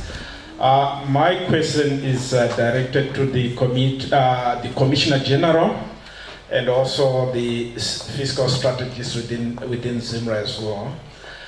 When do we see ZIMRA shifting from labor-based tax systems to natural resources or value extracted systems? Because these are the systems you find in developed countries. Then my second one is also the shift from when do we see a shift, particularly from the traditional tax systems. This is actually coming from the presentation that has just been done from ZIMRA. And when I looked at a lot of the stuff that was there, is still very much more within the confines of traditional tax systems. So my question is directed to the Commissioner General. When do we see a shift from this system to more responsible taxation fiscal systems? Based on the data that is actually on ZIMRA's website, what we noted in terms of green taxation in Southern Africa, we find that from 2010, ZIMRA has been collecting less than 1% in terms of green taxation, but within the region, the average ranges between 4 to 6%. If you look at Rwanda, which is collecting about 6.5%. And this still reflects that I think our tax system is still very much more within the traditional tax systems, whereas others are moving to responsible taxation. So when do we see a shift from this? Thank you. Thank you, sir. Mr. Chamisa, can I have the microphone? I will ask the Commissioner General to do some interventions.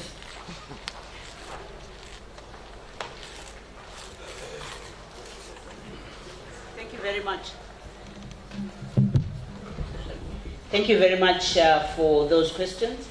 I thought it is necessary for us to make this intervention so that we have a fuller understanding of the role of the Zimbabwe Revenue Authority as a tax administration institution, separate from, though we have a role to advise, and also for you, for the institution to take that responsibility cooperatively, like we were saying, in the partnership that we are starting, to influence policy. The Zimbabwe Revenue Authority is a tax administration institution.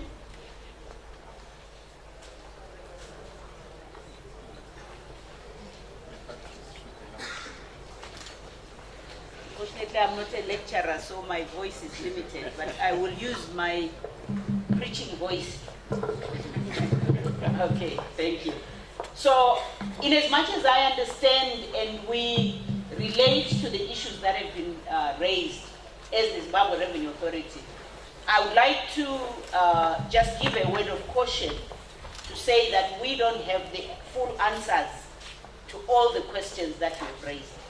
But we as citizens, as we are sitting here, have the responsibility and obligation to take this up with the policymakers. And the policymakers are not just the Minister of Finance, because we have a number of issues which are coming up because of other industrial and other political policies that are being developed for the country. And I think we may not provide full answers. So let me, before I give to my team, just very quickly go through the issues. I hope I'll address them fully together with the team. The first question was on international trade and treaties as opposed to the share, looking at the share ownership schemes. That is, again, another a very clear policy issue. The policy, the position that the government has taken is to open up the country for FDI, foreign direct investment. That policy acknowledges that we don't have the full capacity to provide the capital that we need. And we are actually trying to attract the capital. In some cases, it will be also to attract the labor, but for us, that is actually not a problem, especially where we have institutions like the UZ. So when we are looking at foreign direct investment, we are actually going for a partnership where we are saying we are weak in this, but we are attracting partners who will then bring in. For us, what is key is the capital as well as the technology. We have lagged behind in terms of technology, and we need to ensure that we partner with investors that are coming to provide that. And the concern that I hear is that we are giving our businesses or business opportunities for a song. That is because we may not have done our full study. And from a tax point of view and customs point of view, we see that in the concessions that are given to businesses that are coming in. And what we do on our part as an administration is that we calculate what we call the tax expenditure, the tax forgone in giving away those concessions. What is lacking in Zimbabwe, which we are advising government on, is that we need to then say, if we have brought in a company that is not paying tax or paying tax at a lower level rate, what is it that they are bringing? And are we getting our full value of what they are taking out? So that is one area that those who are economists in this institution should challenge the government on, because we are giving our labor, and normally African labor is very cheap. We are giving away. We are giving our resources, natural resources, but who is quantifying and ensuring that we are getting the full value back? We are, yes, trying to attract the capital, whether it's money or technology or machinery or whatever. Are we really getting the full value of what we are supposed to have? I think we have areas where people complain that trade from China, the Chinese bring even their cooks, and they then take away everything. This is just somebody's observation, but who is doing that study? So as a university, I think this is an area that you need to advise the government to ensure that we get our full value. If we show you our tax expenditure figures, I think at the last time, the first half, we had 9 billion worth of tax expenditures, that concessions that are given to companies that are coming to invest here, which should have been revenue on our part. So that's all that we can do as an administration. Okay? So it's a challenge for all of us, and let's do it. The other policies may be influenced by other considerations, but they are these have to be taken collectively as a government. Then there was a question on capital gains tax on shares and dividends. Again, I would not claim to be qualified to say what is best for us as a country, especially where we are in an environment where investment is not very attractive. I think he explained why people are not investing. We lost everything. For me, I had an education policy, I had a retirement annuity, because when I started working in 1983, but I don't have anything. The best I get is a statement of dividends with 21 cents from Old Mutual. So those are unfortunate situations. But let me say, from a taxation point of view, the shares are taxed. When you sell shares, you are actually seen as somebody who is disposing of a capital asset, which is expected to bring in revenue on a continuous basis as you are holding, and it depends on the sector you have and the productivity of that sector and other things. Whereas on the other hand, dividends are the income that is coming. So this can only be considered in a platform where the government is looking at: do we want to attract investment? Do we want to encourage savings, and so leave the people with the investments in shares, so that it can then be applied to support companies and generate production. So all those are industrial considerations that are made, and the rates that are applied are actually meant to influence either or the other. And yes, you are right, you have to then make a decision. The question is, do you want to sell your shares? Do you think in 5 years' time you'll have something from them? If you don't, then you go and sell, but you have sold a capital asset. So there are a number of considerations that we have, and the economy that we are in right now is a very difficult one for us to then, as individuals, to then say what taxation level should we. And this is something that policy should be influencing. Lack of faith in the system. I would like to join you to voice the issues that we have, but I'm not qualified to talk to them. If you would allow me, because I'm not a policy maker on that. There is monetary policy, there is fiscal policy, there is industrial policy, there is political consideration. So it's a much bigger issue than we can address in this students' unfortunately. That's why I said it's a task. It's a task that, and I like it that you say it's something that you, both UZ and ZIMRA need to look at as we influence and take our place in the other sectors. Shifting from labor-based, this one I didn't capture it well. Actually, the last two, shifting from the traditional to the responsible taxation. What I can just say is maybe one person who managed to capture, I think I got distracted on that one, can respond. But what I wanted to say is, yes, we have been very traditional because we have not developed our technology capacity, our automation capacity. But we are moving now. If you saw some of those 12 objectives that we have, they are more IT-based. Our IT base is very low. Our systems are not working well, but we are now moving towards the use of third-party information, accessing our data and utilizing that data. We are now going to be recruiting from the institution. We want data analysts, researchers, and others. So this will change the way we are going to be focusing on the taxation. I don't know, I feel I haven't done justice to the last two. If somebody feels they understood the question, they can respond. Thank you so much, ma'am.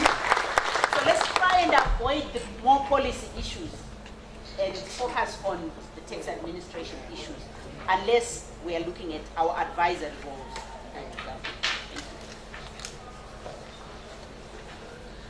Thank you. The two issues that my Commissioner General left out from you, sir. The first one is the shift from, you said, labor-based to, is it value addition system? Natural resources and value addition markets. Right, okay. Now, if you look at the presentation that Commissioner Taxis, gave us, he gave a profile for of different types of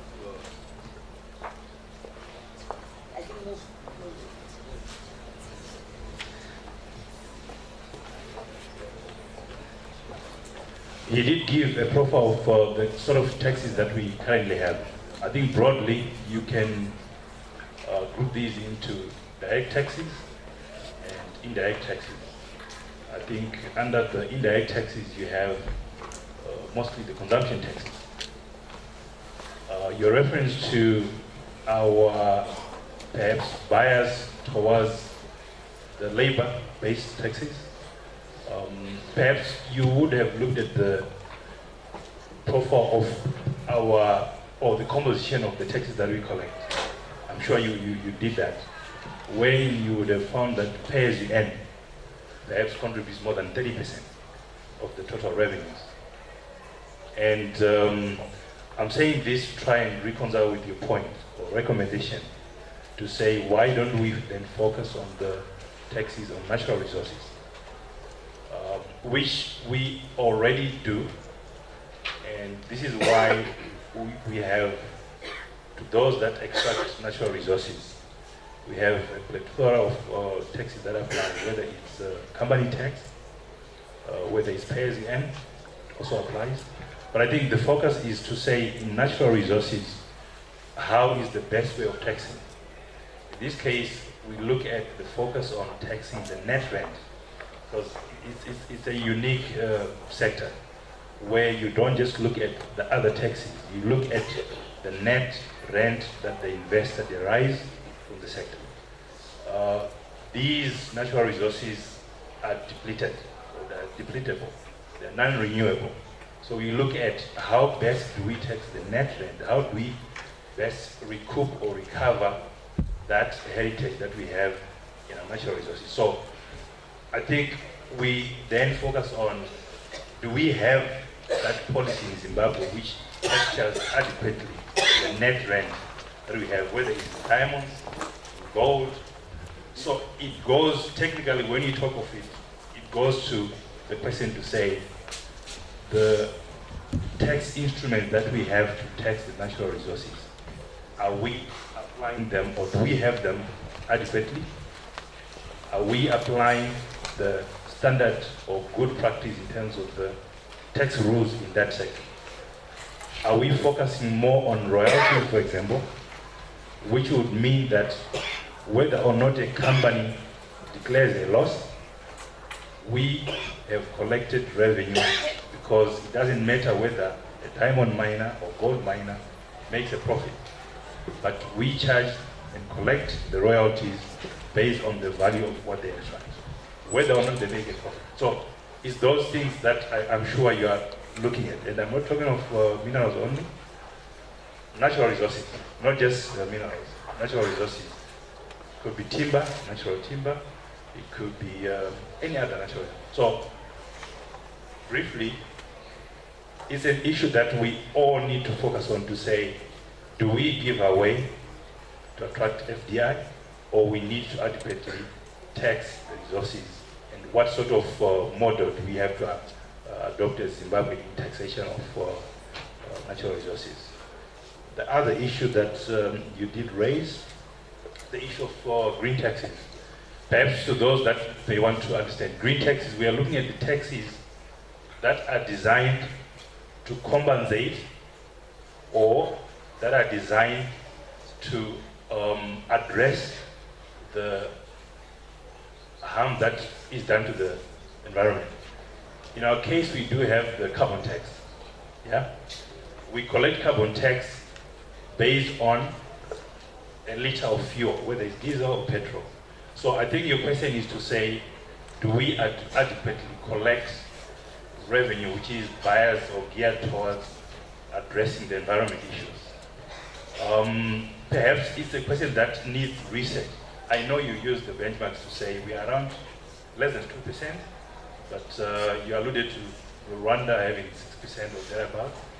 Yes, correct, but I think relatively we need to look at what are the taxes other than the environment taxes do we also collect.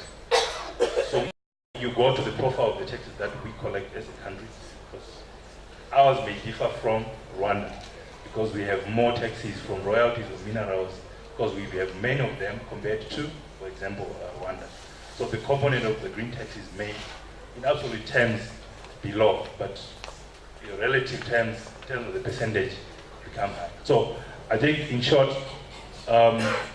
we have a focus to address that, not just as ZIMRA, but you also have EMA, which comes into play. I think EMA was created to address the environment issues, and I think we work together in trying to then come up with policies that, again, it's not a policy issue that we address, we only recommend, and in this case, we actually administer by collecting the tax.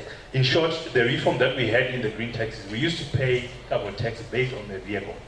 Believe me, back then we used to collect 0.0 something percent. But we did a reform to move from a vehicle-based tax system or collection system to say, let's collect that equivalent from the border post every liter that comes through. So you are not having people joining the queues to pay carbon tax per vehicle. Because out of the vehicles, you would have only 1/4 pay. Others would just, but every liter that comes through, because you pay that to the capacity of the engine, which pollutes the environment. If you do it per liter, you're taking care of it. So that's the reform that we did in that regard. But suffice to say, yes, we are prepared to get recommendations, or rather, Ministry of Environment, together with Ministry of Finance, they are open to suggesting, especially evidence-based researches that build into the research-based policies. Thank you very much. Thank you, Mr. Chakasipa. Our time is moving. Can I have 4 students to ask questions? 1, 2, 3, 4. In that order.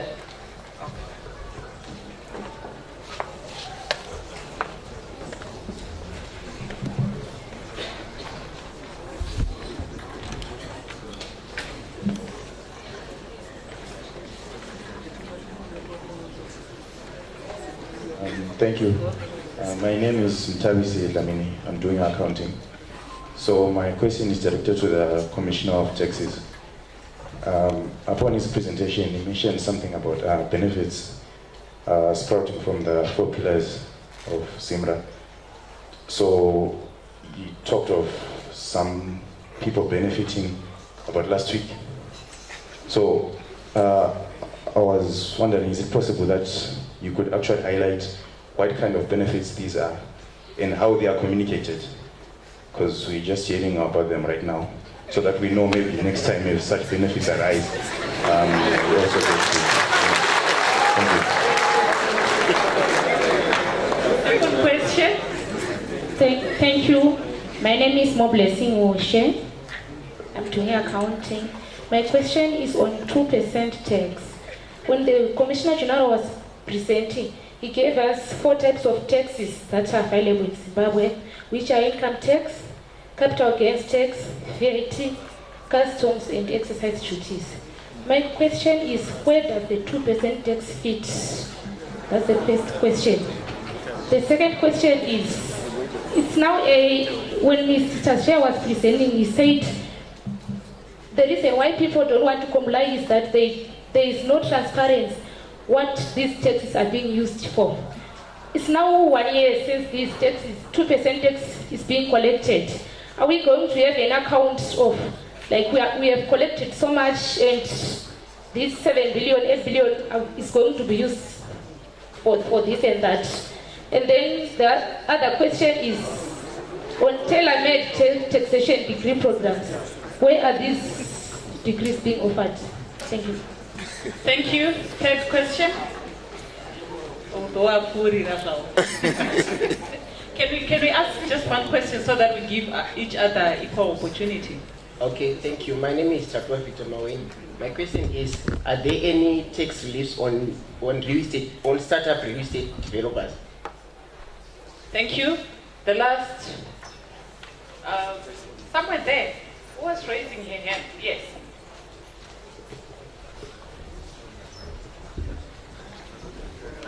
Thank you so much. I'm Yohesha Pungo. I'm doing accounting. I wanted to ask if the payment of payee and IMTT is not double taxation. Thank you. We have a team of experts.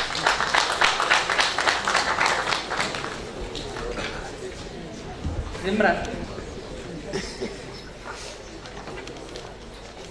Whilst they are preparing, after the answers, I would like the 4 of you to just come and receive some gifts for asking questions. How is that?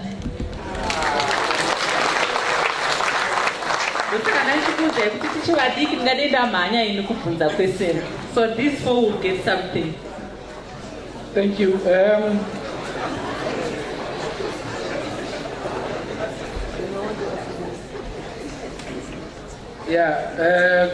The transparency around the benefits of the corporate social responsibility program, I think I will leave that to my colleague to deal with.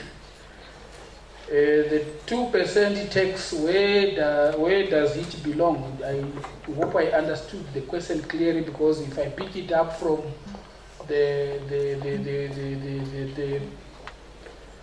other issues you raised around that, I pick it to say under which of the existing tax legislation framework does it fall? It is covered by the Income Tax Act, and the rates are provided by the Finance Act, right? So in other words, it is in the same category of the corporate taxes, your pay as you earn, your withholding taxes that are provided by the Income Tax Act. And then the use of whether we are going to have it publicized or accounted for, I would say that is ordinarily the responsibility of the Treasury, that is the Minister of Finance, who will definitely share, in my view, with us in terms of how the 2% has been applied. But I think from time to time, Treasury publishes a report on revenue expenditures. And you will recall from my presentation, I alluded to the disaster, Cyclone Idai in Manicaland, where the Minister and the Permanent Secretary are on record, sharing the extent to which government has come to the party to help those that were so unfortunate and got affected by that. In terms of the partnership about the degree programs, we do have something that is running with other universities. There is the University of Science and Technology. They have a fiscal studies degree program. It's two. Yeah, it's both undergrad and master's programs. And we have been having conversations even at UZ on whether we want to continue in that area, or to extend the program to other universities, including the university. The issue of startups for those in the real estate, our current legislation framework does not have a specific benefits or incentives for those that are in this sector, but from a general tax legislation framework, you have those that are starting the business ordinarily would incur capital expenditure, which is not, from a tax perspective, allowable as a tax deduction, but you will be eligible to claim capital allowances that are related to the investment into the business that provides the relief for the first 3 years of your business. In other words, there are also other areas that are important as you engage in this type of a business, where you have specific legislation because you have followed due procedure through the necessary government structures, where a scheme could benefit from incentives because it is designed to address a special social need. We do have those kind of facilities. Thank you. Thank you, Commissioner. To address the corporate social responsibility question, we did give away 5 laptops, like the Commissioner General said, but we had 3 students from the UZ. I think the other 2 were from the other institutions. Perhaps just to indicate that, okay, from the 3, I think 2 of them were females. That's the profile of the students. Just to give a background, the money that we use towards the corporate social responsibility is not the money that comes from Ministry of Finance for us to spend. It's the money that comes either from the pockets of the staff or we collectively fundraise to have that fund. Actually, we have a charity, ZIMRA charity trust. No, ZIMRA charity fund trust, which is registered legally. So just to clarify, it's not the money that is supposed to be used for other expenses to run ZIMRA business. It's us out of the feeling for the other person that they need assistance. Now, in general, the question to say, how do we get to know? Let me give the criteria that we use. When we have fundraised, when we have the money in the account, we look for beneficiaries that are deserving, those that are socially and economically disadvantaged. I think if my team may confirm, I think most of those that are beneficiaries now either don't have both parents or they don't have anyone who's economically active. They would otherwise have fallen off, or they would have dropped off so as not to attend college yet. So that's the profile that we have. So we have a committee that then goes through those that will have applied. We always have applicants, and out of those we select, or the committee selects those that have the worst case situation in their life. And then they come through and we fund them. I want to believe most of you here probably have one or two people that you depend on to pay your fees. And if that's the case, you are blessed. Perhaps you wouldn't qualify for that. But if you are an orphan who probably struggles to have the fees paid, you would be one of those that qualify. But because of the situation now, we have had to drop some of the beneficiaries. And I'll tell you why. Because we would have raised money last year at 1:1 to fund the 2019 budgets for all the students. And then in February, it got up to from 1:1 up to 1:6. So the fees went up, but we had money collected last year.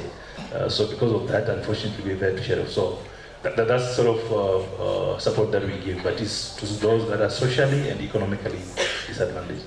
Thank you. I have just been reminded by a colleague that I did not respond to the double taxation, 2%. Yeah. What do you think? Huh?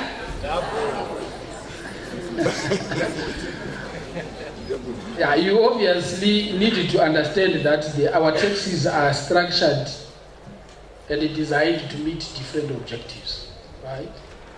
We do have pay as you earn, which is strictly designed for those that are earning incomes of a certain level. And the law specifically provides for pay as you earn. Then you have the 2% that the minister in his wisdom found another tax. Yes, to a certain extent, because you have already paid your pay as you earn, and when you are then transacting, you suffer this transaction tax to contribute to the fiscus. But for those that are in business, there is a capping up to a certain level beyond which it will not suffer the 2%. If you analyze that further, you clearly find out that it is a tax that is supposed to create the desired inclusivity. It must capture everyone to bring those that are not so structured into the tax bracket. For those that trade at barring, for those that transact outside the system, we do have the framework that provides for that financial inclusion. Then that's the scope for government to start raising revenue through the 2%.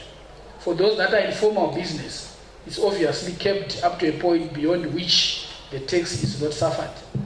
And there are also specific exemptions for employers when they transmit the funds to the employees, they do not suffer the 2%.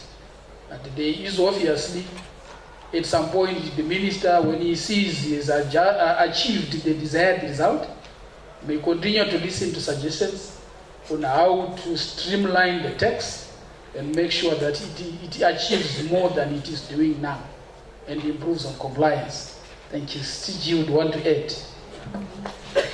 Okay, I'm really speaking because I want to challenge the university to give assurance to Zimbabweans on our tax system. Because I know there's been a lot of talk that Zimbabwe is the highest taxed country. But I haven't seen the evidence for that. Why is that? The tax structures or tax systems of different countries are informed by a number of issues. We have what are called consumption taxes, where we have our VAT. Then we have the other SIM taxes, where those green taxes would come, where you want to control certain behaviors. And this is where we have excise tax on telecoms, on beer, on fuel, and others. Then we have the income tax. And the income tax can be on employment, on business income, and others.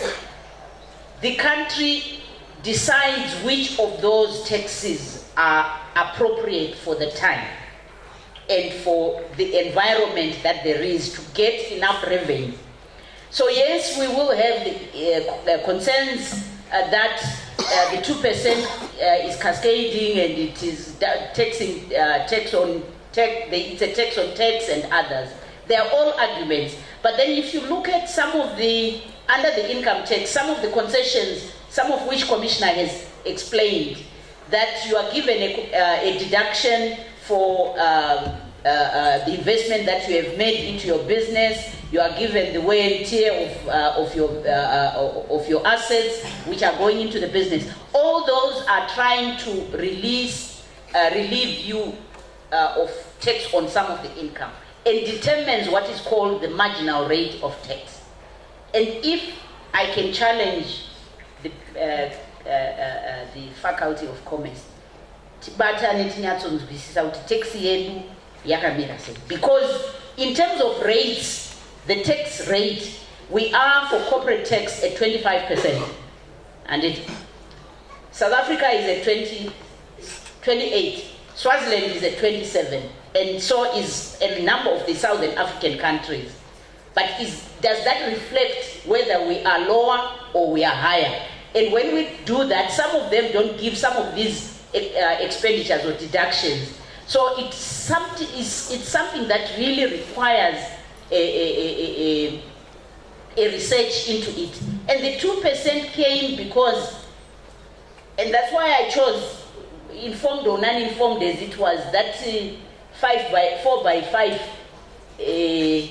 I know the person was looking for, they were looking for the broad base and whatever. But for me, what we are lacking is tax equity. There are some of us here who are sitting, my students, who we have parents who are paying, and others who have the capacity to pay and are not paying. For me, that is not equal. And this is where we are saying, let's all pay so that the government can start reducing the tax. Kanata badara tese, never nema business, never nema price, never nema motkari. Vaiva tukutotera nema lifestyle audit. When everybody has paid, government will have enough money and they will not then have the 2%. But the 2% was put as a tax which is going to affect everybody, including those who are. So yes, it may not be equitable at the moment, but until such time as those who are supposed to be paying and are not paying have come up, the 2% will be necessary. The other area where the money is going is devolution, where your municipalities and your rural district councils are being given money to develop at the local areas. So it may appear unfair, and tax is not fair. But until we have built our tax capacity to that level where we have enough to go around and we can account for it appropriately, it may still be necessary to have a tax that is double taxing. It's unfortunate, but it's because the 2% then applies to even those who are transacting. That's why it's called a transaction tax. So use it, Tinebas research team, so that we give a convincing policy position to the government. Thank you. Yes, Professor has something to say. Thanks very much. I think you see that I'm not speaking on behalf of ZIMRA. But I just thought I would raise a few points. I saw the clock getting to 12 o'clock, and I know what that means sometimes when we say we finish at a time when we have the whole executive in a room. It means something. First, I just wanted to say, to challenge our community, the university. I'm very excited to see that it is the Faculty of Commerce that's asking questions about commerce. So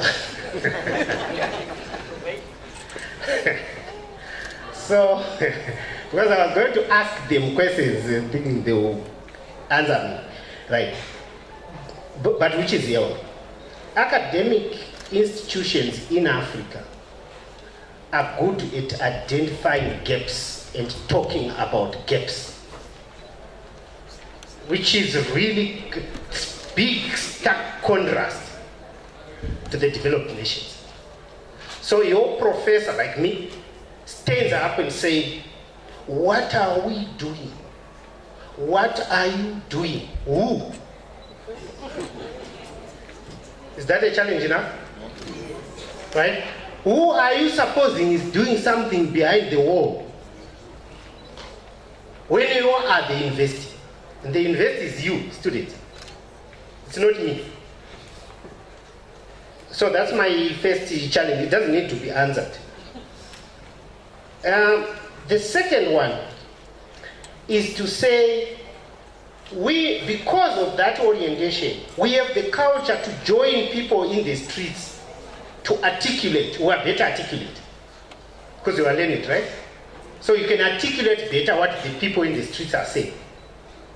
Even if they are saying the wrong things. You help them articulate.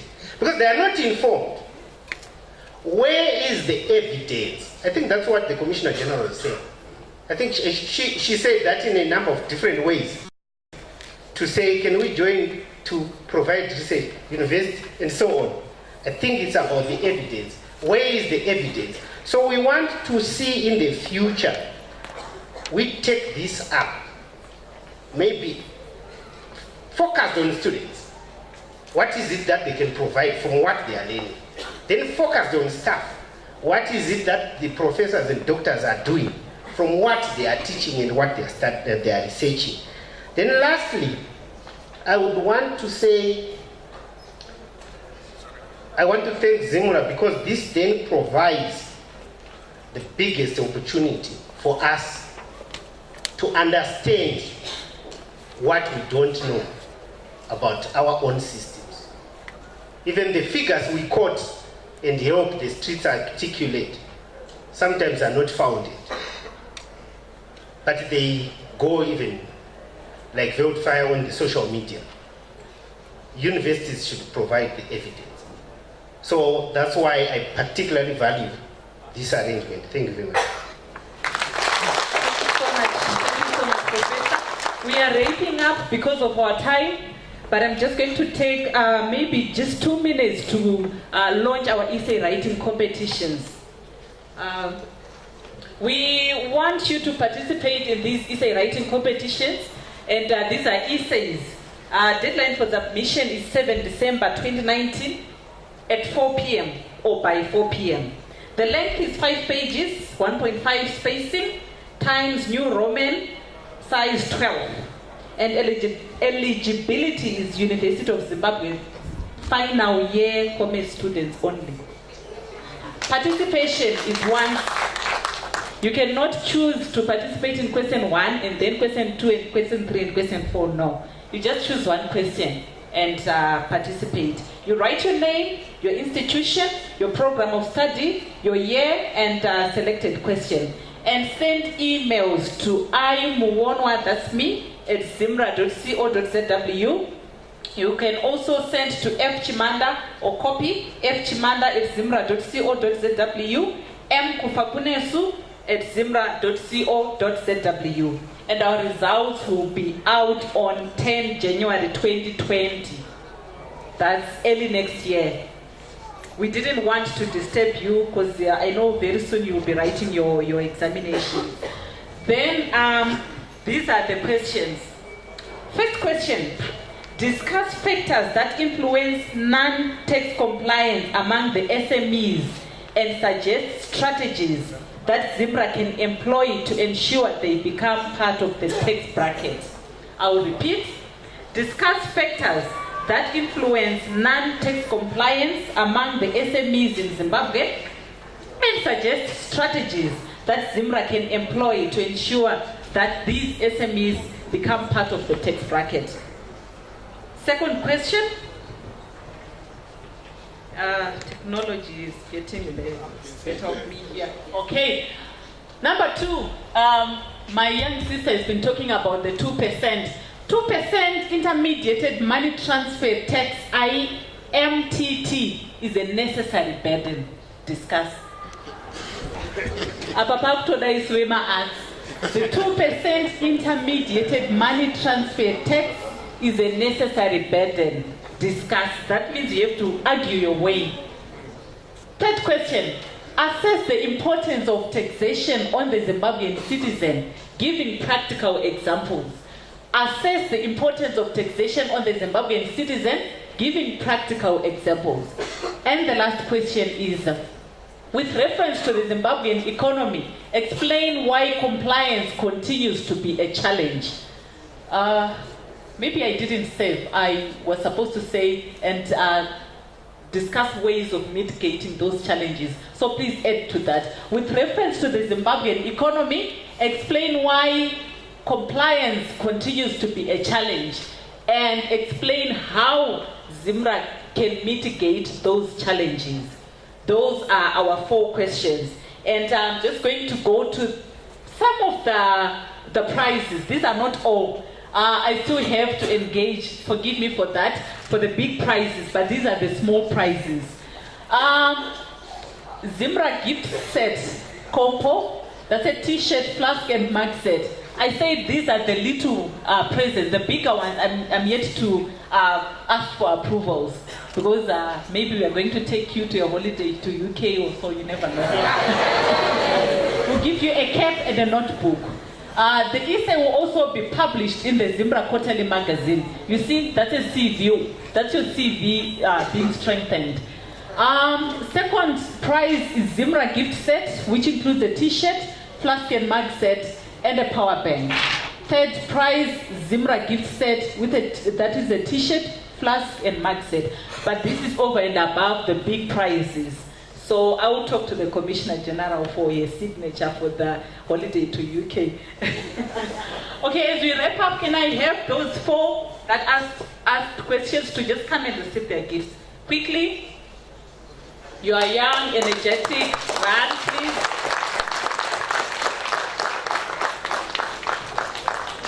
We'll give you t-shirts. You see, there's a ZIMRA logo, and this is our overall campaign theme. It says, my taxes, my duties, building my Zimbabwe. That's the overall campaign theme. Because besides the tax seminars, we also have other campaigns. We have road shows, we have breakfast meetings, we have this and that. Congratulations for asking questions. How do you like that? Be congratulated for just asking questions. Thank you so much.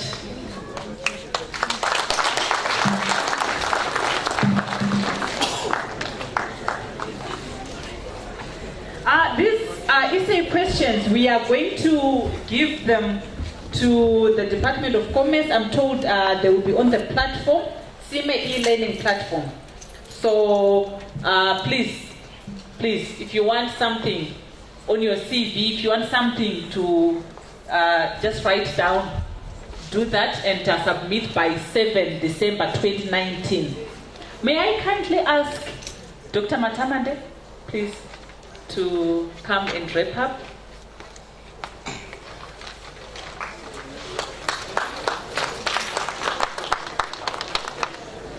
Thank you. I think we've done very well on time, isn't it? Yes, yes, very well. I now ask Dr. David Mazikanda, the Dean of Commerce, to give a vote of thanks. Normally, after everything is done, a vote of thanks. So I'm asking him to give a vote of thanks. Thank you.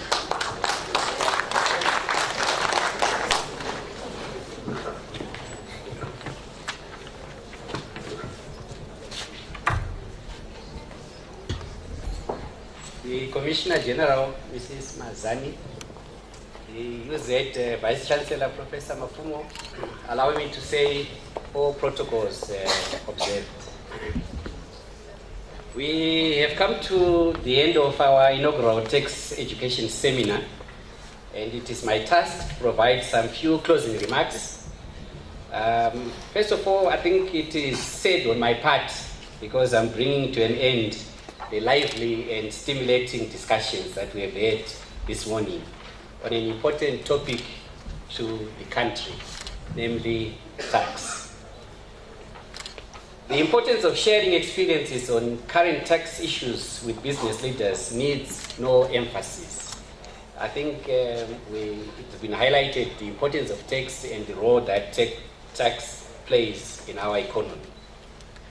The seminar demonstrated UZ's willingness to engage with its strategic partners and the need to work collaboratively. On our part as Commerce, we are undertaking research which we hope will be beneficial to the country and in particular to ZIMRA. We also hope that as we roll out our strategic plan, we shall seriously consider the need to introduce a degree in Bachelor of Fiscal Studies, which we think is of vital importance to the country and ZIMRA.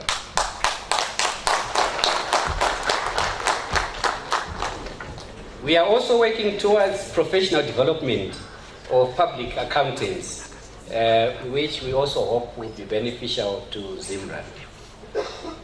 I'm quite pleased that the deliberations this morning have been lively and constructive, and for all of us, and in particular our students as future business leaders, we now have a much better appreciation of who ZIMRA is and the important role that ZIMRA is playing as regards the taxation system in the country. Indeed, these days, fiscal policy is at the heart of economic policy debates around the world. And a key plank of the government of Zimbabwe's Transitional Stabilization Program, which is meant to stimulate economic growth and stabilize the macroeconomic environment in the country, is the tax policy. The twin problems of trade imbalances and fiscal imbalances require that the country's debt be brought down over time, and the tax policy is an important and integral instrument in both of these respects.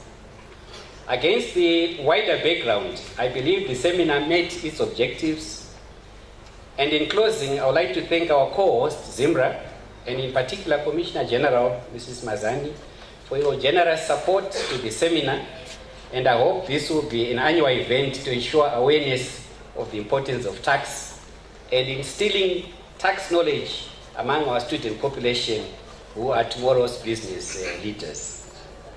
The seminar would not have been possible without the support of our UZ leadership for allowing us to coordinate the seminar and allowing such interaction to take place. Your active participation, VC, and your executive is greatly appreciated. I would also like to thank our students who attended this seminar and for their active participation. I would also like to thank our support staff for their efforts for making this seminar successful. And lastly, I'd like to thank the Masters of Ceremonies. Sometimes you go unnoticed, but thank you very much for putting things together and ensuring that there was free flow of discussion. And of course, I thank all the participants for your active participation in the discussions this morning, and I hope you did find the seminar very informative and useful. I thank you, and God bless you all.